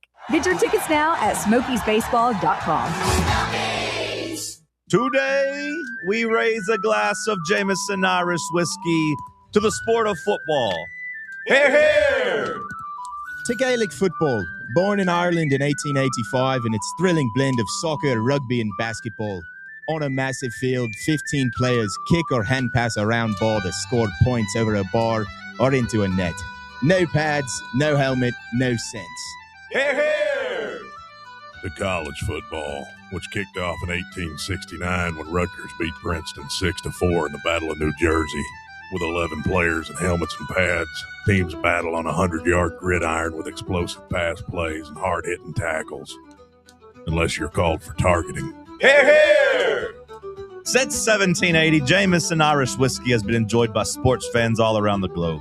Whether your football is Gaelic, American, or even soccer, we can all agree on super smooth Jameson Irish whiskey. Hear, hear! Running a business, coaching a team, planning your next big event, you need more than just gear. You need SM Athletics and Logo Solutions. Custom uniforms, branded apparel, promotional products, done right, done fast, and built to show off your brand with pride. From local businesses to high schools to major universities, SM Athletics is trusted by winners. Get real service, get real quality, get noticed. SM Athletics and Logo Solutions, where your brand comes to life. Visit smathletics.com and let's build something great together. You're listening to FM 105.7 and AM 1340, WKGN Knoxville, and W289CU Knoxville, Fan Run Radio. Round 3. The world's greatest radio show. The world's greatest radio show in Tennessee. Power Rankings, Tuesday Trivia. John Reed and Cody going wild, no Olivia. Wood grain on my leather seats. I got the whole team eating like I'm Johnny Eats. Morning booming from 7 to 10. Ayy. Talk sports while I'm chewing a Zen. Ayy. Talk sports while I'm riding to work. All the ops take a ride in a hearse. East Knoxville. Morning booming from 7 to 10. Ayy. Morning booming from 7 to 10. Hour number 3 kicking off here in the White Claw Hard Seltzer Studios. Dispatch of Headlines brought to you by our friends at Inward Half. Their fall line launching soon. Keep an eye on that. Keep your eye open, your ears peeled, and ready to go. InwardHalf.com. In light of that, let's go and check in on the leaderboard out at the FedEx St. Jude Championship. I guess, Sam, is this the last go-round for Memphis in terms of a big PGA event? I think next year. Next year as well. I think okay. 2028 is when this stuff starts rolling out. Well, the golf playoffs have officially begun. The playoffs that kind of really aren't necessarily a playoff until the final one. But Sung JM coming out hot early. He's 4 under through his first 7 holes, getting him to 8 under on the tournament. He is in first place, 2 shots ahead of Jake Knapp, 3 shots ahead of Chris Gotterup. Gotterup posted a 66 yesterday and was at 4 under. He's come out and birdied at least one. I guess he's got birdied 2 of the first 4 holes, but did start off the day with a bogey. Gotterup looking for, will this be his 4th win of the season or 3rd? I know he's won multiple times. I think 3rd. Okay. Trying to put a bow on a really good season for him. Yesterday, Rory really struggled. He's 4th. No. He's won 3, right? Yeah. Rory McIlroy 4 over in his round 1. Finished, I think, 2nd to last.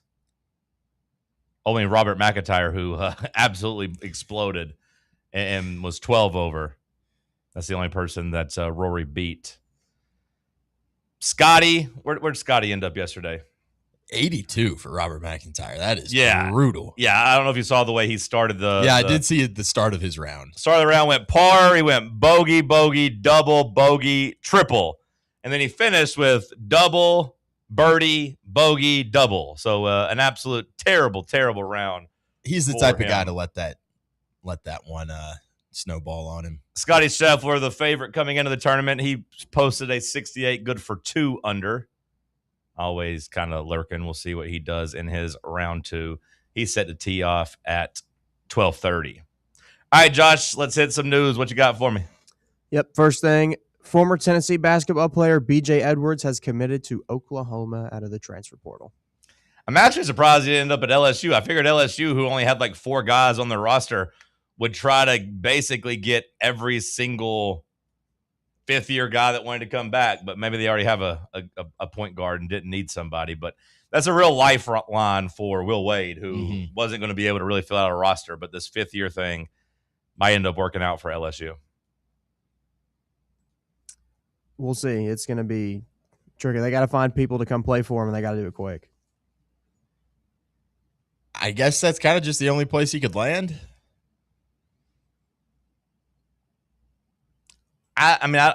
You would think that you would think all these 5th-year guys aren't coming back unless they're at least guaranteed some good minutes, right? Or at least like coming back to the school for some money and, at least a chance to play. Maybe not being a guaranteed starter, but like in his case, a guy that started every game the last 2 years, you would think he'd be coming back looking to start. Oklahoma actually returns a lot more than I thought they did. They're not going to be like good, but they were kind of sneaky solid at the end of last year. Yeah, they got hot. They almost made a run to get to the tournament. They're late. Yeah, I mean, it looked like going from Moser looking like he might get fired to like, okay, yeah, he might actually be turning this thing around a little bit. Edwards, had a pretty good career at SMU his last year. 12.7 points per game, 5 assists, 6 rebounds, shot 37% from 3. I think this is a pretty good get for Oklahoma. SMU, of course, playing in the ACC, so it's not like he was doing that against bad competition per se. So I think he can be an SEC player. He'll start for him, I would imagine. I would think so. Some kind of sad news, depending on how you look at it, I guess, coming out of the NBA, as with a little bit of a local tie. The Memphis Grizzlies have announced that they will not be paying out the final year of Brandon Clark's contract to his estate. There was talk at the time of his death that they would go ahead and honor the contract and pay out his family to kind of make sure they were set up and to kind of, as an act of good faith and goodwill, do that for a beloved player. Of course, it came out recently that his cause of death was heroin, an overdose built around that. And now the Grizzlies have come out and said, quote, Clark earned his full $12.5 million from the 2025-2026 season, but the final year of his salary won't be paid out to his estate because it wasn't protected for death. A lot of people upset about this decision. It feels kind of dirty. I mean, when you consider how much money the franchises have, it feels dirty. But on the other hand, can't support and promote, even though they're not really supporting or promoting substances abuse like this. Yeah, had it been a tragic, like had it been completely like an accident, like had he died non-self, like had he died in a car crash or like something had happened that way, like if it was something completely out, they probably would honor it. But I do wonder if it was like, hey, once we found out it was all like drug related, if that made them feel a little bit less obligated to do this. But his family, his I want to say he has a daughter. I feel like I saw people talking about like his kids. You could have done a lot of good for them moving forward, and like the goodwill and good faith probably worth $12.5 million. The karma for an NBA team that's not like they're in the luxury tax. It's not like they're spending a whole bunch of money. I saw people on social media comparing this to that Liverpool player that died in the car accident like a year ago around this time. Okay. I don't remember that story. He was 28, like was apparently like a really solid young player, and it was a pretty tragic accident. I know it is different because kind of like Bubba's saying, like this guy wasn't on a bunch of drugs and stuff like that when he died.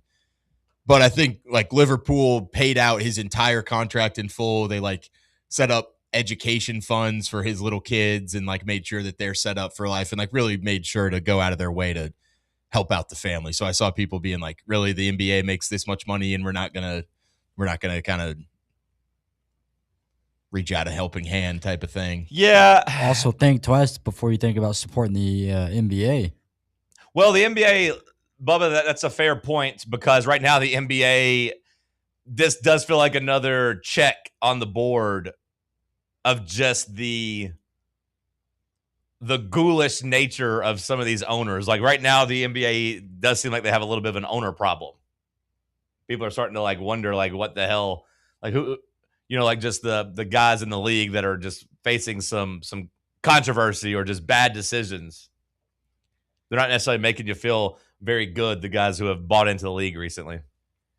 I do think it's probably more of just the way in which he died. I don't know if we can like financially back this or something. Yeah, like I said, I mean, I get that, but at the same time, it's not like his family and kid, should be necessarily punished because of his decision any more than they have been. But at the same time, I get that they don't want to pay every player out who does something stupid like that and brings it on themselves to an extent. But I don't want it to be from backlash from this, but I do think that hopefully there is a possibility in the near future where they do decide to, as Sam mentioned, go with like a educational, fund or just something there for the future.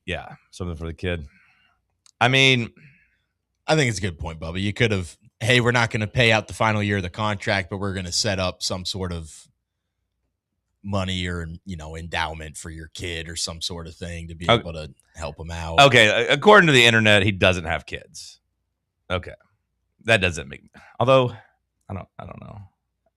For some reason, I thought people were saying he did, but the AI review says he doesn't. He was engaged to his fiance, and they had shared plans. So at least there's not like a kid there that's getting affected. I thought I saw people crying about that.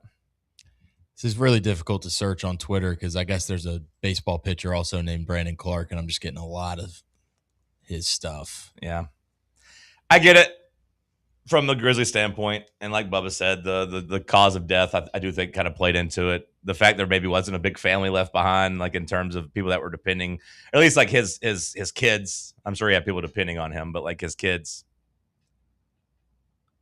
On the other hand, when the owner's worth billions of dollars and it's kind of just a drop in the bucket, it does feel a little gross. Anyways, next headline, Josh. The NBA schedule officially came out in its entirety yesterday. The teams with the most nationally televised games are the 76ers, Lakers, Spurs, Knicks, and Thunder. And the teams with the 5 least nationally televised games are the Kings, Pelicans, Bucks, Grizzlies, and Nets. It's funny that when you said Pelicans, Tyrese Halliburton with an all-time rant of like completely disrespecting a franchise, but at the same time he felt disrespected. I don't know if you guys saw this clip, but he was like talking about players that are on his caliber. So basically like all NBA guys. I mean, Tyrese Halliburton before he got hurt was, an all NBA guy, and it was, 3/4 away from winning a NBA championship. But he was like, what other guys my caliber would come back and be, if they're coming back from a 16-month injury, how many of them would come back and get to be on national TV for their return? And they're all kind of like, yeah, most of them. He's like, how many of them would get to play at home at least? And they're like, yeah, probably most of them. He's like, we start on the road in New Orleans for my first game back. And it was just like laughing about that. He's like, no disrespect to Trey Murphy. That's my guy. He's like, but like they're putting me in New Orleans, the worst place to play for my first game back. And he was talking about how disrespectful that was. So someone's got to play the Pelicans. Yeah, I mean, you got to play them. All 5 of those teams I named with the least amount of televised games only have 2 nationally televised the entire season. And then 4 of the 5 that I said have the most each have 34. The Thunder have 30. Yeah. I will say shout out to the NBA for at least taking the Warriors out of primetime. Well, they have 28. So the top 5. I mean, I feel like for the last 10 years they've been in the top, I would say 3 of nationally televised games. So we're still gonna have to watch them, but not to the same extent. Exactly. A couple other noticeable ones: the Heat have 25 now with Giannis. They had 5 last year, so it was a big jump for them. I did think it was funny. I saw the Milwaukee Bucks had 2. And their 2 were both games against the Miami Heat. Like, yeah, who else do we want to watch them play against? We'll put the Bucks on TV, but only for like the Tyler Hero, Bam Adebayo potential fight. That's about it. Well, is it the Giannis return game? Do they have that one? The Giannis return. T-Wolves have 27. Celtics have 27. Mavs have 21 with Cooper Flag. All right. Yeah, I'm kind of interested in watching Cooper Flag. Like, start building him as a star. Hawks have 10. We don't really have any until after like MLK Day, though. Like MLK Day starts our run. We didn't have any in the first half of the season. I kind of like that, though, because then like the back half of the year, you get a chance to, you get them locally. So it's a little bit different for me being a Heat fan. And they start flexing, some of those games, and like Amazon or NBC will pick up some. But that stuff does matter. Like what teams the NBA decides to put on TV matters because so many people just watch those nationally televised games, and that's how they, develop relationships with players or teams. Not to go full like, everything has to be equal. But like it does help the small market teams, and it does help those stars if they get to be on TV more. It's a little bit of a rock and a hard place, a little bit of a catch-22, I guess, in terms of like you want to put the biggest stars on TV that people want to watch, but at the same time, you need to put new stars on there to make them stars. It's kind of like WWE, Bubba. Like when they talk about, these guys aren't main event material, so let's bring back out CM Punk. Here's CM Punk and Roman Reigns again. Or like, John Cena and Brock Lesnar. I get it, but at a certain point, you got to start building new stars to fight those stars. You know what I mean? You got to have young guys start rising up to that level. I think in pro sports, you got to have the young quarterbacks on TV so people can watch them. Now, maybe with the way Cam Ward's playing right now, now's not the time for the Titans to be on prime time, but like you put those guys on TV and then people fall in love with them. You put Josh Allen, Patrick Mahomes, and Lamar Jackson on prime time when they're young, and guess what? They become the new face of your league when it's time. The NBA for so long has hid behind like Steph Curry and LeBron James. Those guys ain't got a lot of years left.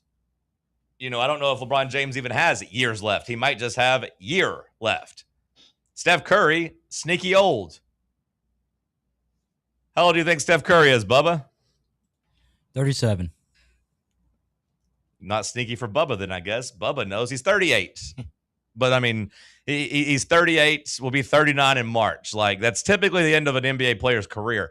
We're getting desensitized to it a little bit because LeBron's doing it at 44. Or, not quite that old, but, 42 years old. But, like, 38 years old, Steph Curry probably should be winding down, especially with the way he plays running around and all the miles he puts on his body. Maybe he plays like he's 40. Maybe, he could probably play long in terms of just sitting and being a spot-up shooter, but in the NBA, you can't really hide those guys anymore. That's what his dad did at the end of his career. But point being is you got to find those guys. Josh, do you still have those top 5 teams pulled up? I can pull them back up, yeah. Because I know you said the Timberwolves were outside the top 5, but like the Timberwolves should be a team that's on TV a lot. Like, hey, here's Anthony Edwards, and hey, here's even LaMelo Ball. Like, here's a new duo. They might completely self-combust and blow up, but here's the new face of the league. Anthony I got Edwards. it back up now. Okay, top 5. 76ers, makes sense. Yeah, I mean, like, squeeze every bit of juice you can out of the LeBron James thing. And, like, if he's on TV, how many times? 34. 34 of their 82 games is going to be national TV. I'm sure they'll play some of those teams that you get a look. Like, the Hawks' first primetime game is on Martin Luther King Day against the Sixers. That'll be a big game. Lakers. Them being that, I mean, I get it, it's LA, but, like, them being that high. It's LA. It's also Luka. I mean, Luka does fit the young star mode. I did forget he was there. Yeah, they want people to watch Luka. Spurs, makes sense. Yep, Wemby. Knicks, makes sense. Market champions, yep, makes sense. Thunder at 30, makes sense. Yeah, so I mean, like the 5 that they're pushing, I don't really have a problem with. But there's just too many teams that have like single-digit games. Why aren't they pushing the Magic? Magic or terrace ball, Bubba. Yeah, they've only got 8. The Magic just play. I mean, they're not even very good. They looked like a team that was on the rise a couple years ago, but last year they finished, I think, like as the 8th seed, at least like before they got to the play-in. Well, they finished in the 8th seed in general, yeah, because they played the Pistons round 1. This league doesn't respect witchcraft anymore, Bubba. It's sad. I know. It's sad. No, the Wizards got more national games than ever before, which I did, or not ever before, but like in recent years. I did think it was funny they put Trae Young on the face of that, trying to put that up. I was like, I think it's probably more AJ DeBanza that's getting them like on national TV. Trae Young. I mean, I am interested in watching Trae Young and Anthony Davis and AJ DeBanza. Like, I am interested in the Wizards, but they should be on TV more. Cooper Flagg should be probably on TV 20 times as good, but like, I don't know. You need to push him as a new face of the league, or as one of the faces of the league. Maybe the official changing of the guard is coming. It does feel like it probably won't feel like it really sets in until the Olympics in 2028. I think that's going to be a real passing of the torch, no pun intended, with the Olympic torch. But like LeBron and Steph, there's a possibility they both ride off into the sunset at that moment. Durant, there's a chance he rides off into the sunset at that moment. Like all 3 of those guys could be gone, like in LA in the Olympics in 2028. Do you think some of those guys would have finished their last NBA season the season before? Yeah, but then their last ever basketball action is playing for Team USA in 28? I think that is very likely for LeBron James. I would say that's my betting favorite, is that he plays 2 years in Philadelphia, and the last things he does is try to win a gold medal in LA. That's like the end of the documentary.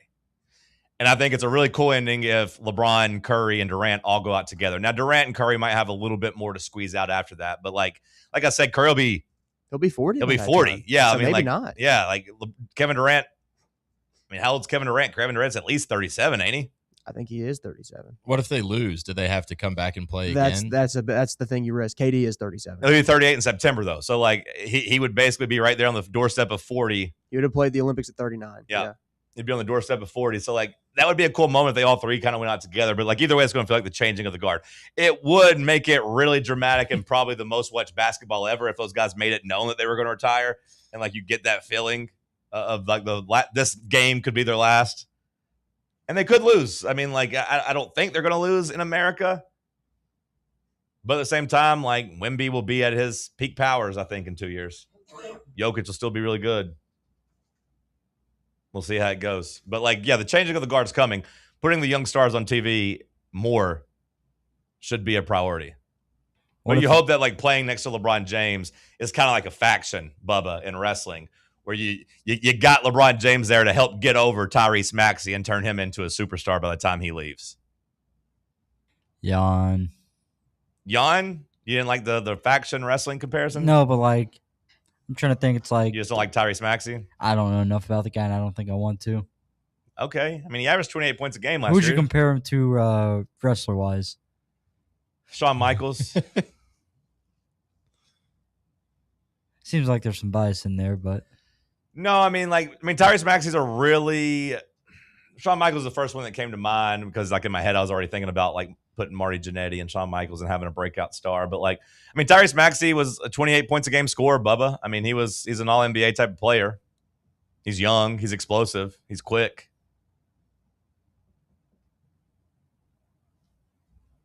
Anyways, go back to headlines. Send us a break. Let's talk sports on Fan Run Radio. For the fans, by the fans. This is Fan Run Radio, Knoxville. Hey, Vols fans, Cody Brown here. I grew up right here in Tennessee and know what it means when someone says, I've got your back. That's why you can trust Farm Bureau Insurance of Tennessee. Whether it's your home, your vehicle, your family's future, or the business you built from the ground up, we will show up for all of your insurance needs. We are Tennesseans who understand what matters, which is doing right by you. Insurance is not all about just paperwork and policies, but it's about the people we insure every day. So if you want insurance that hits home, give me a call at 865-992-3871. Go Vols. Located in Knoxville's historic Old City, Barley's offers great food, live music, the best draft beer selection in town, and now your new favorite place to watch sports. Their indoor projector is perfect for any weather, and they've revamped their upstairs area with more TVs to take in all of the action. Their menu features hand-battered chicken tenders, juicy burgers, fresh salads, and the tastiest pizza in Knoxville. You can enjoy their happy hour drink specials daily from open until 6 p.m. Barley's Tap Room and Pizzeria. Ball fans, reimagine your home at Broadway Carpets and Flooring for any remodeling or building needs. With a variety of carpets, rugs, hardwood, vinyl, and stone, Broadway has all the flooring and installation options you're looking for, including pet-resistant products like Pet Perfect Carpet from Shaw Floors. Visit their showroom in downtown Knoxville or the location in West Knoxville located on Kingston Pike near Pellissippi Parkway today. We really need to get some branded stuff. Shirts, hats, promo items, something professional. I mean, we could just find a website and order a bunch of it ourselves. You could, but you're taking a big risk. You don't know the quality, the fit, the timeline. It's a roll of the dice. Yeah, I guess, but isn't that how everyone does it now? Not the ones who actually care about how their brand looks. Look, if we're putting our name on it, it needs to be done right. We need SM Athletics. SM Athletics? Yeah, they specialize in working with businesses like ours. Apparel, hats, promo gear, but real, customized stuff. They actually care if it turns out right. Probably a lot better than getting stuck with 100 t-shirts with crooked logos. Exactly. Plus, they'll walk you through everything. Sizing, colors, material, so it matches the image we're trying to build. Makes sense. What's the name again?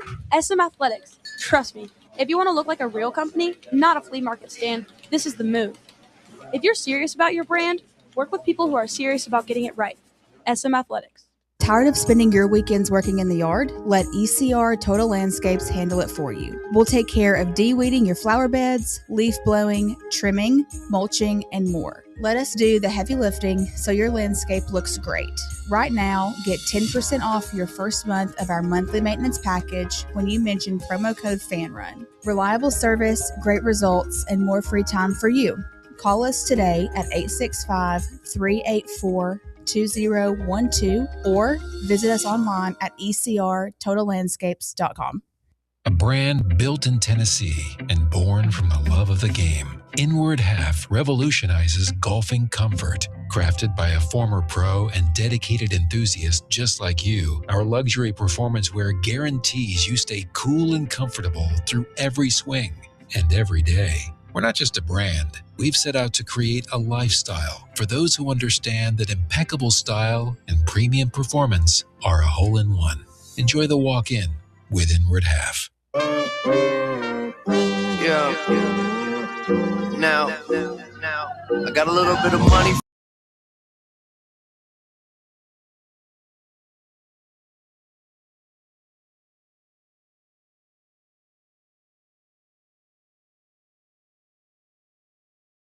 We got an upset in the football world. America Samoa, led by Talia Tagovailoa, beats Team USA at the Flag Football World Championships 38-32. Talia with 5 passing touchdowns. Team USA's first loss at the World Championships since 2012. America Samoa now has a legit chance of making the Olympics, according to the people covering this, whose tweet I'm reading, Roger Sherman. I don't know what's a bigger story, if that guy who said like he could play in the NFL or whatever as a flag football guy, like if he's more on the hot seat. I don't know if he said he could play in the NFL or just that he was better at flag football quarterbacking than guys in the NFL, I think was what he said. Well, just saying it was like a different sport. Stick to trying to beat American Samoa, big guy. Yeah. And then the second one to his little brother is just a flag football dude. Yeah, I guess. Well, I don't know if he's just a flag football guy. I thought I saw him playing at like one of those other leagues. I thought I saw that recently. Maybe he's just like, hey, I'm also trying to get America Samoa in the Olympics. Like maybe it's one of those things that like he's not established enough in the NFL, obviously, where he still wants to try to go win a gold medal and still try to do something. Mm-hmm. Because I thought I saw that he was playing. What is he doing now? Let's see. Former Miller quarterback. He most recently played for the Houston Gamblers, but was released in May of 2026. Okay, so he was on there for a little bit, but I guess Kevin Sumlin released him. Kevin Sumlin's a UFL coach? Apparently, at least according to this quick AI overview. I hate how they just push AI overview onto you. Yeah. And then I click it, and now I read it, and I don't get as mad about it anymore. We've become conditioned to it. We're kind of just bending the knee to them. Yeah, I still, in most cases, if it's something important, I still go find the actual article and read it. But this Talia Tagovailoa story isn't important enough for me to really dive into the Kevin Sumlin and getting released and all that, so I'm just going to take it for what it's worth. I'm going to take it at its word. I will say that this is probably bad news for those guys you're talking about that hope to like be the representatives of Team USA in the Olympics, because it's going to be like, hey, now that you've shown that you can't win, you've opened the door just for the big boys to come and take your spot, and no one's going to feel bad about it. Yeah, because I do feel like we're talking about the 2028 Olympics. Basketball, we always feel like the favorites, right? We always want to win. Football, though, is obviously our sport. And I know it's not tackle football, it's flag football, but it's still our thing. Like, you could say the rest of the world is catching up to the top talent when it comes to basketball, and you can look at the MVPs and like the top 10 players is basically half and half between Team World and Team USA. But football, I don't think we're ready to like even entertain the idea that we're not the best there. So this is going to be a situation where all the NFL guys are going to parachute in and go try to win and dominate. And now that they've lost to America Samoa, they've opened the damn door for it. Choke artists. I am interested to see who's going to want to play in the flag football from the NFL. It might be Tyreek Hill's future, since he ain't going to get back in the NFL. Like he might just have to go out there and try his luck at flag football. Although I don't know if he fits the criteria of being a good person to represent the country. Did you guys, either one of you watch, Bubba, Josh, Sam, any of you watch the Field of Dreams game last night? Has that novelty ran its course, or is it enough to still get you to turn it on? I had it on for a second. If the Titans weren't playing, I would have watched it, but my attention was elsewhere. Bubba? I only saw like 2 highlights. I saw that Kyle Gordon, that comedian guy, was out there. Also, they had the Corn Kid. Mm-hmm. The Corn Kid? Yeah. Who's the Corn Kid? I really like corn. Okay. You're not familiar with the corn kid meme? I know what you're talking That about. kid was not funny. Okay, piss off. He's a kid. Bubba, hold on. I feel like I've didn't heard get you the take joke. many shots at kids before. I didn't get that joke at all. Was not a fan of it. I really like corn. I think I can picture the guy you're talking about. Nope, that's not what I was picturing. Okay. It just looks cool to me when they're playing in there. Well, I hope he gets a check. I hope the corn kid got a check at least. Maybe he'll be relevant every year for this corn game. I saw the leadoff bomb, but it was just a highlight. I never turned it on. I had like the first few innings on before the Titans game started. I laughed at Luis Reyes for the Phillies tried to do an ABS challenge, and it's just like they don't have that at the Field of Dreams Park. We're not doing ABS tonight, buddy. Which some people kind of complain. It's like, why would you have a game that counts that doesn't have the same rules as other games? Which is fair, but also like with the amount of games you play, like, you come on now. And then the other people had a problem with the advertising on the outfield wall, John. Well, I did. Yeah. That was funny. I did see that during the Schwarber bomb. It's like Shoeless Joe Jackson's rolling over in his grave, the guy who was banned, for gambling, as the home run goes out right next to a FanDuel advertisement, which was pretty funny. Now obviously Shoeless Joe was gambling, and like they were throwing the games. They threw a World Series, so like a little bit different than just straight up gambling on other stuff, but it is kind of funny that happened that's like the big plot of the movie Field of Dreams is just Shoeless Joe. And there you have the gambling advertisements. It kind of feels like the first Field of Dreams game, it looked so cool on TV, and then it actually turned out to be a really good game that it kind of just felt like people have just thought, this can't get better than the first time we saw it. It was really cool when we saw it the first time, so why having it on Netflix watching? hurts a lot. Yeah, I didn't like that. Well, it took me a while I thought it was just on TV, and then I was like, oh wait, it's on Netflix. Well, it just feels ironic because the whole plot of Field of Dreams, I feel like, was just like connecting with the beauty of baseball, like the romanticizing of baseball, just like the legends, and just like, I just want to play catch with my dad. I want it to be as simple as possible. I've only seen Field of Dreams like maybe once, like all the way through. I tried to watch it as a kid and just found it's not a movie built for kids, but like when you're a kid, you want to watch every sports movie you can. And I remember just trying to watch Field of Dreams, like, oh my God, this is so boring. Where's the baseball? Obviously, it's more about like a man's relationship with his father and grief and all that. Like as I watched it as an adult, I understood it way more. Still didn't necessarily think it was that entertaining, but like I understood it more. I could be wrong, but I felt like the point was like, hey, baseball, beautiful, simple. Don't necessarily monetize it. Don't lose the beauty and the purity of it.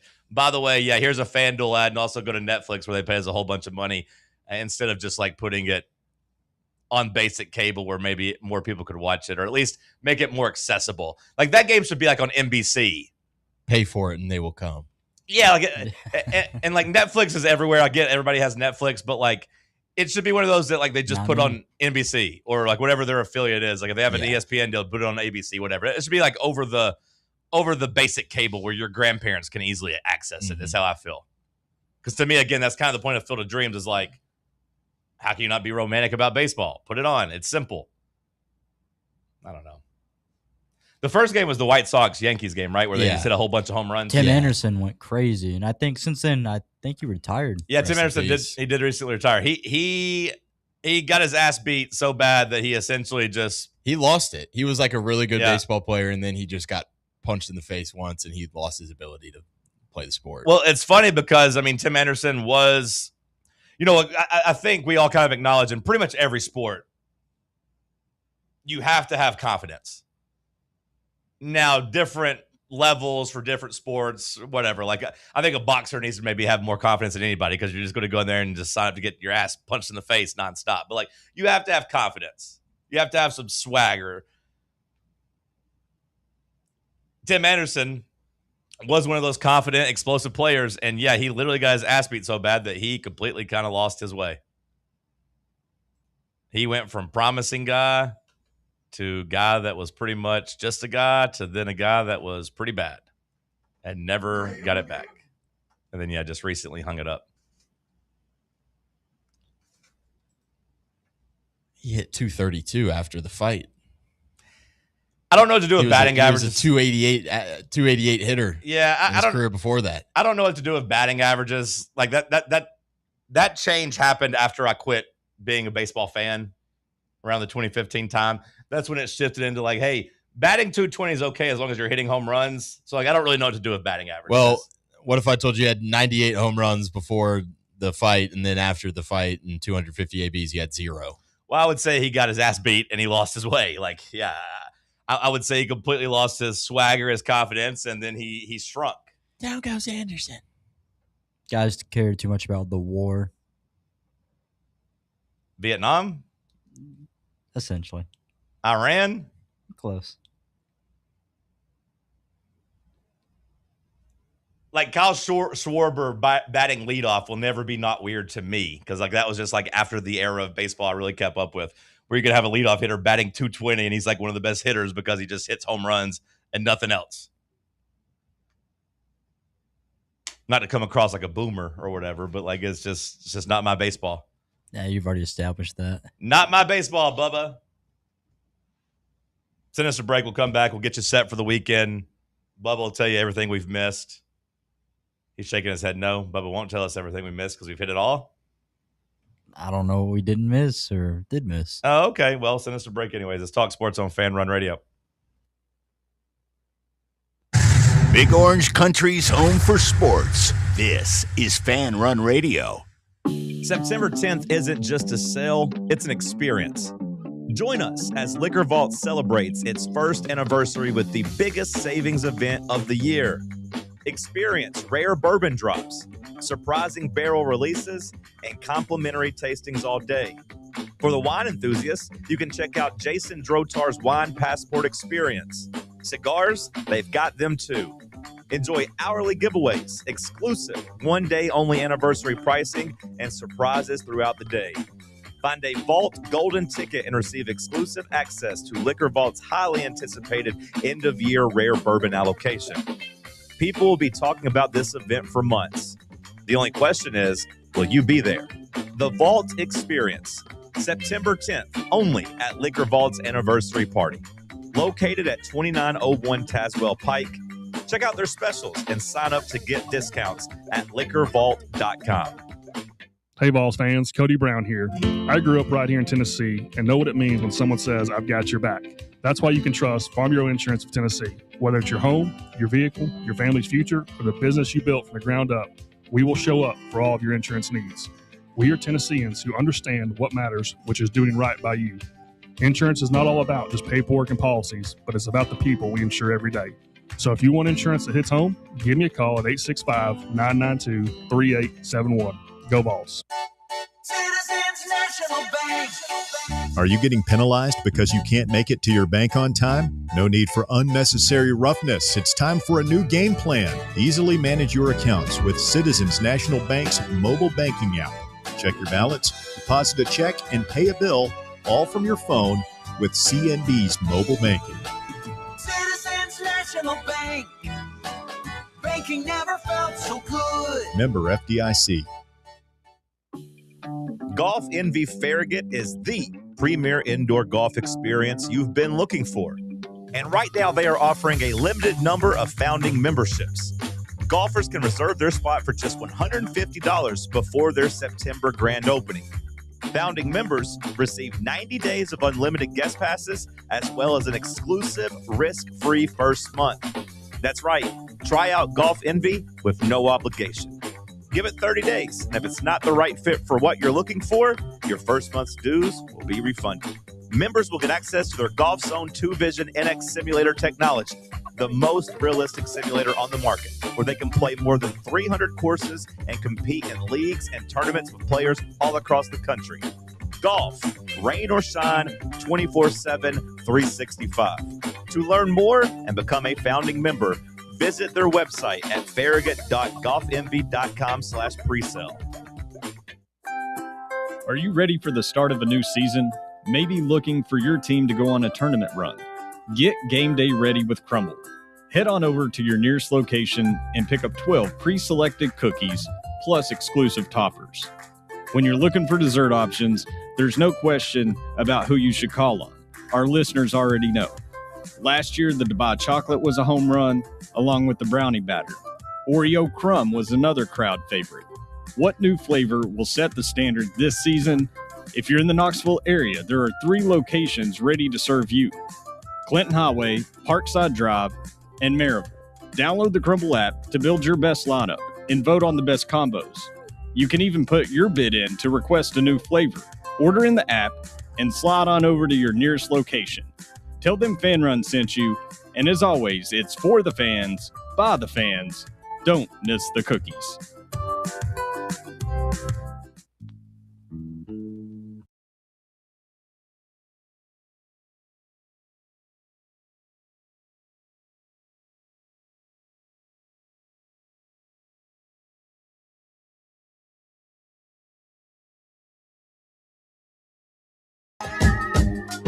Alabama fans with a little mini meltdown as they're monitoring Keelan Russell's, I guess, Snapchats, where he posted a picture of just a dark screen with the caption, "I don't know what else to do."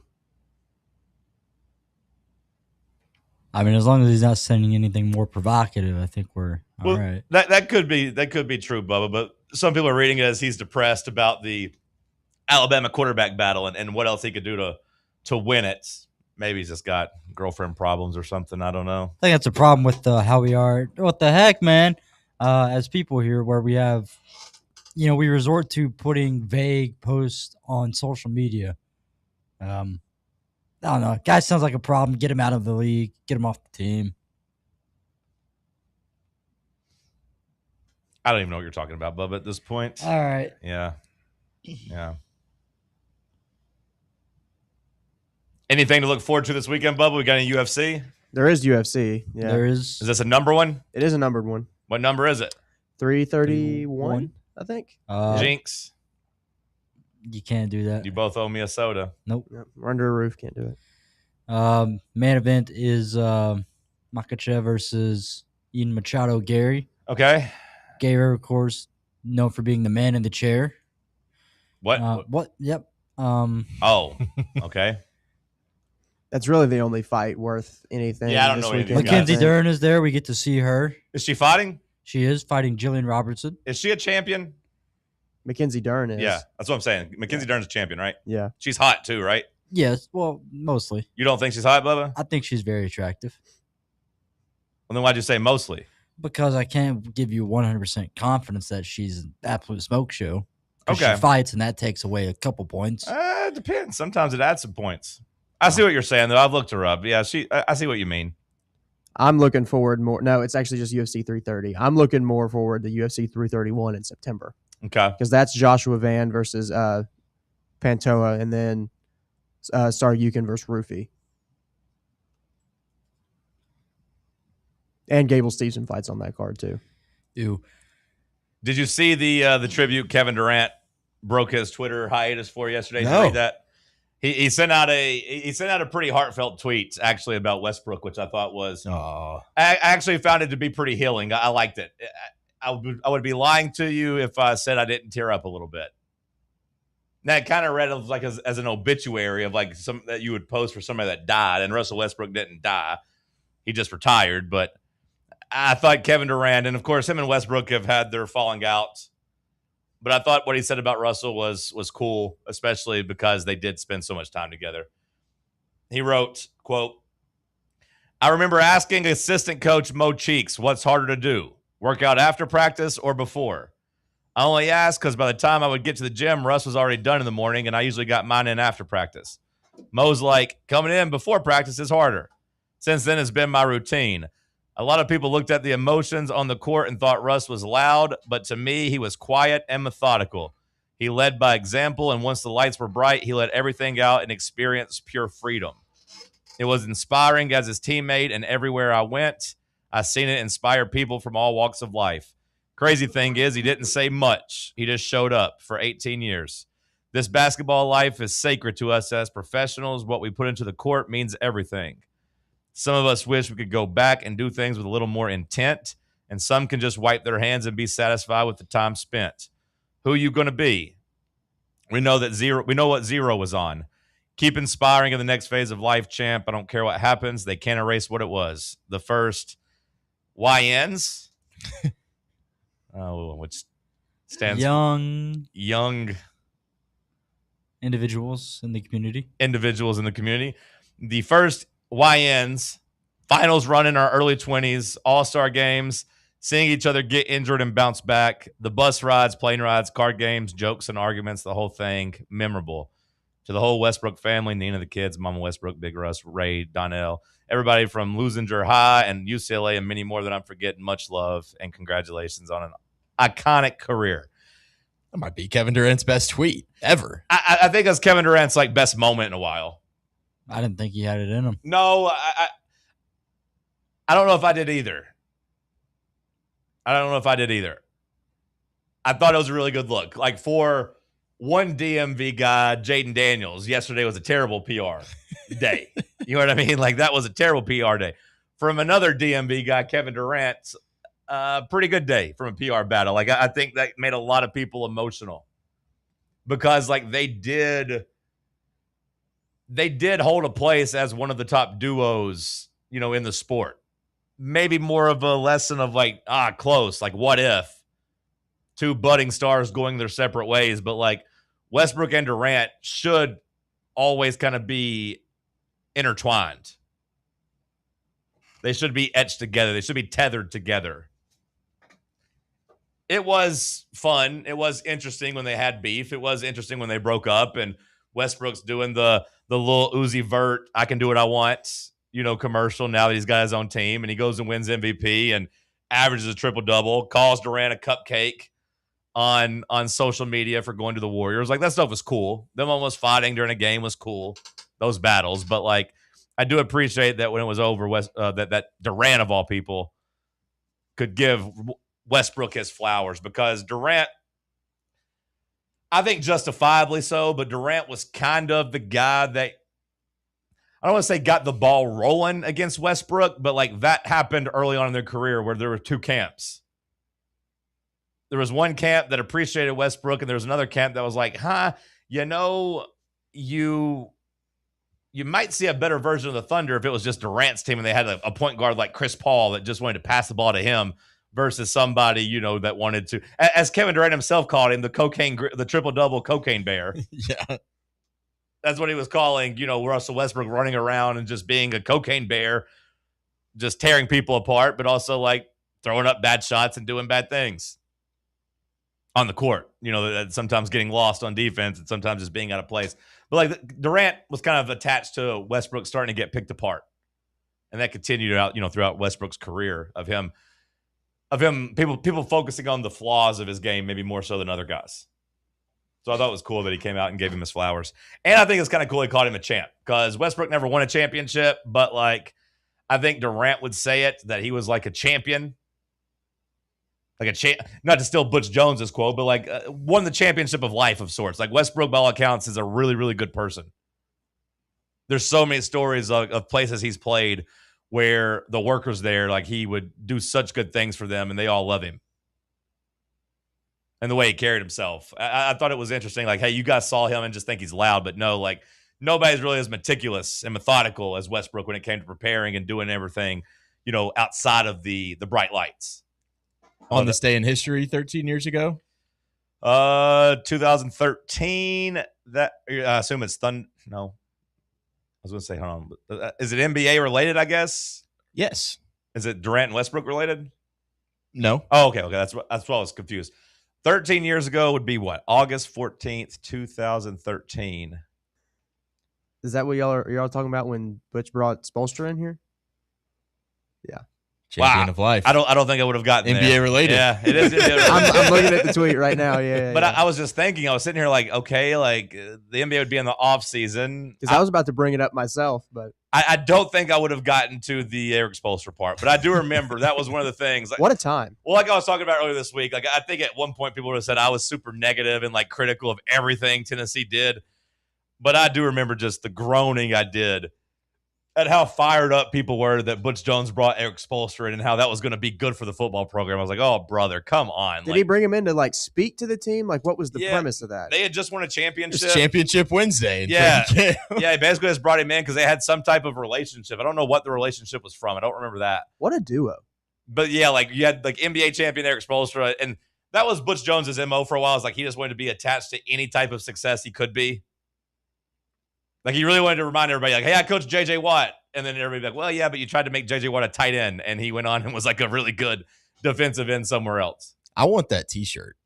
I'm not even a Heat fan. I just kind of want that T-shirt. What was it? It was like a Tennessee Heat combo type of thing? With like Championship Wednesday on it. Yeah. Oh, okay. Tennessee Training Camp 2013, Championship Wednesday, Tennessee Miami Heat. It's just such a bad T-shirt that it's good. Well, it's like you talked about this week, Josh. You said, like, you ran through like what a typical camp is where you have speakers. Yeah. And that was Butch Jones bringing in Eric Spoelstra to try to tell the team what it takes to win a championship. And unfortunately, we didn't have LeBron James in 2013.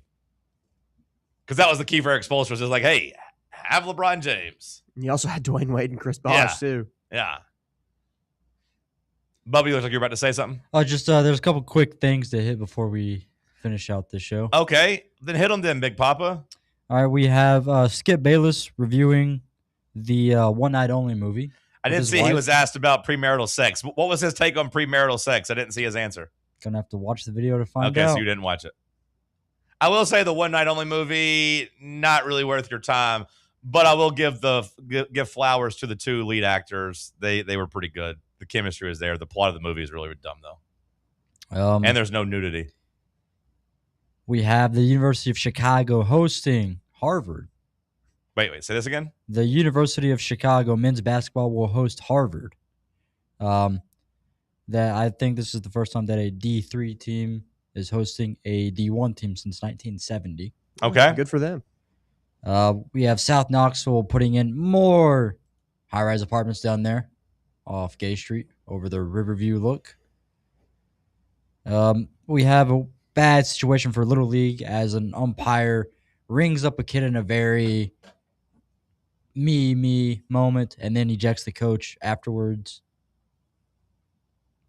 And then there's a weird story here put out by the Rams Wire. Don't know if it's AI or not, about Puka left bleeding from his face after running into a glass door after the Puka just might be a moron. Michael Rubin white party. Yeah, no, that's fair. Puka is just a moron, but damn it, if that moron can't go across the middle and catch some footballs.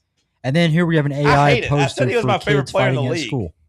I said Puka was my favorite player in the league that wasn't on the Titans, and he's just turned into just a meathead that's can't stay out of trouble. It was at Michael Rubin's white party, apparently. Yeah. Who knows what type of drugs he was on at that thing. What were you saying, Bubba? Sorry. No, this last one was here's an AI poster of two kids fighting at school. Oh yeah, I saw that. That's not funny. That we've lost the plot. Like where they're making flyers for two 12-year-olds fighting. I did like this tweet I saw yesterday of a classic rock station getting bought out by a Christian contemporary station.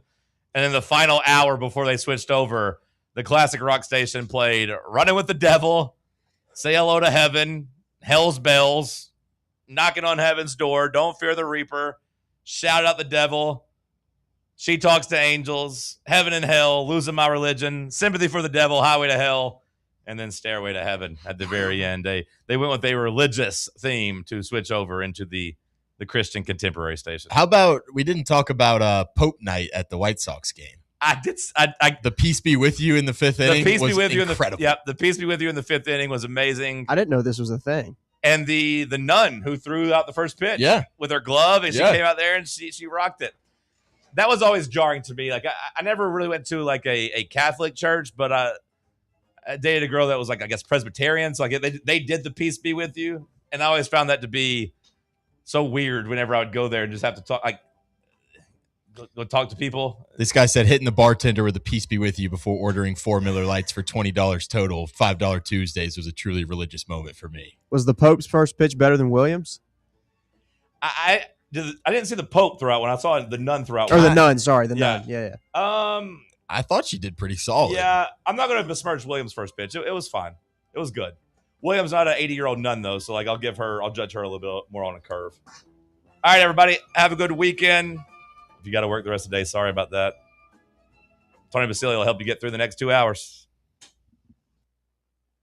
Take Fan Run Radio with you on the all-new Fan Run app. Just search for Fan Run Radio wherever you download your apps.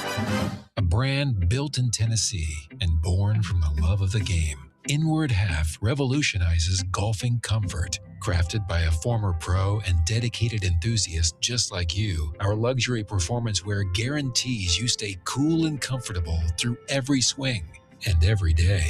We're not just a brand. We've set out to create a lifestyle for those who understand that impeccable style and premium performance are a hole-in-one.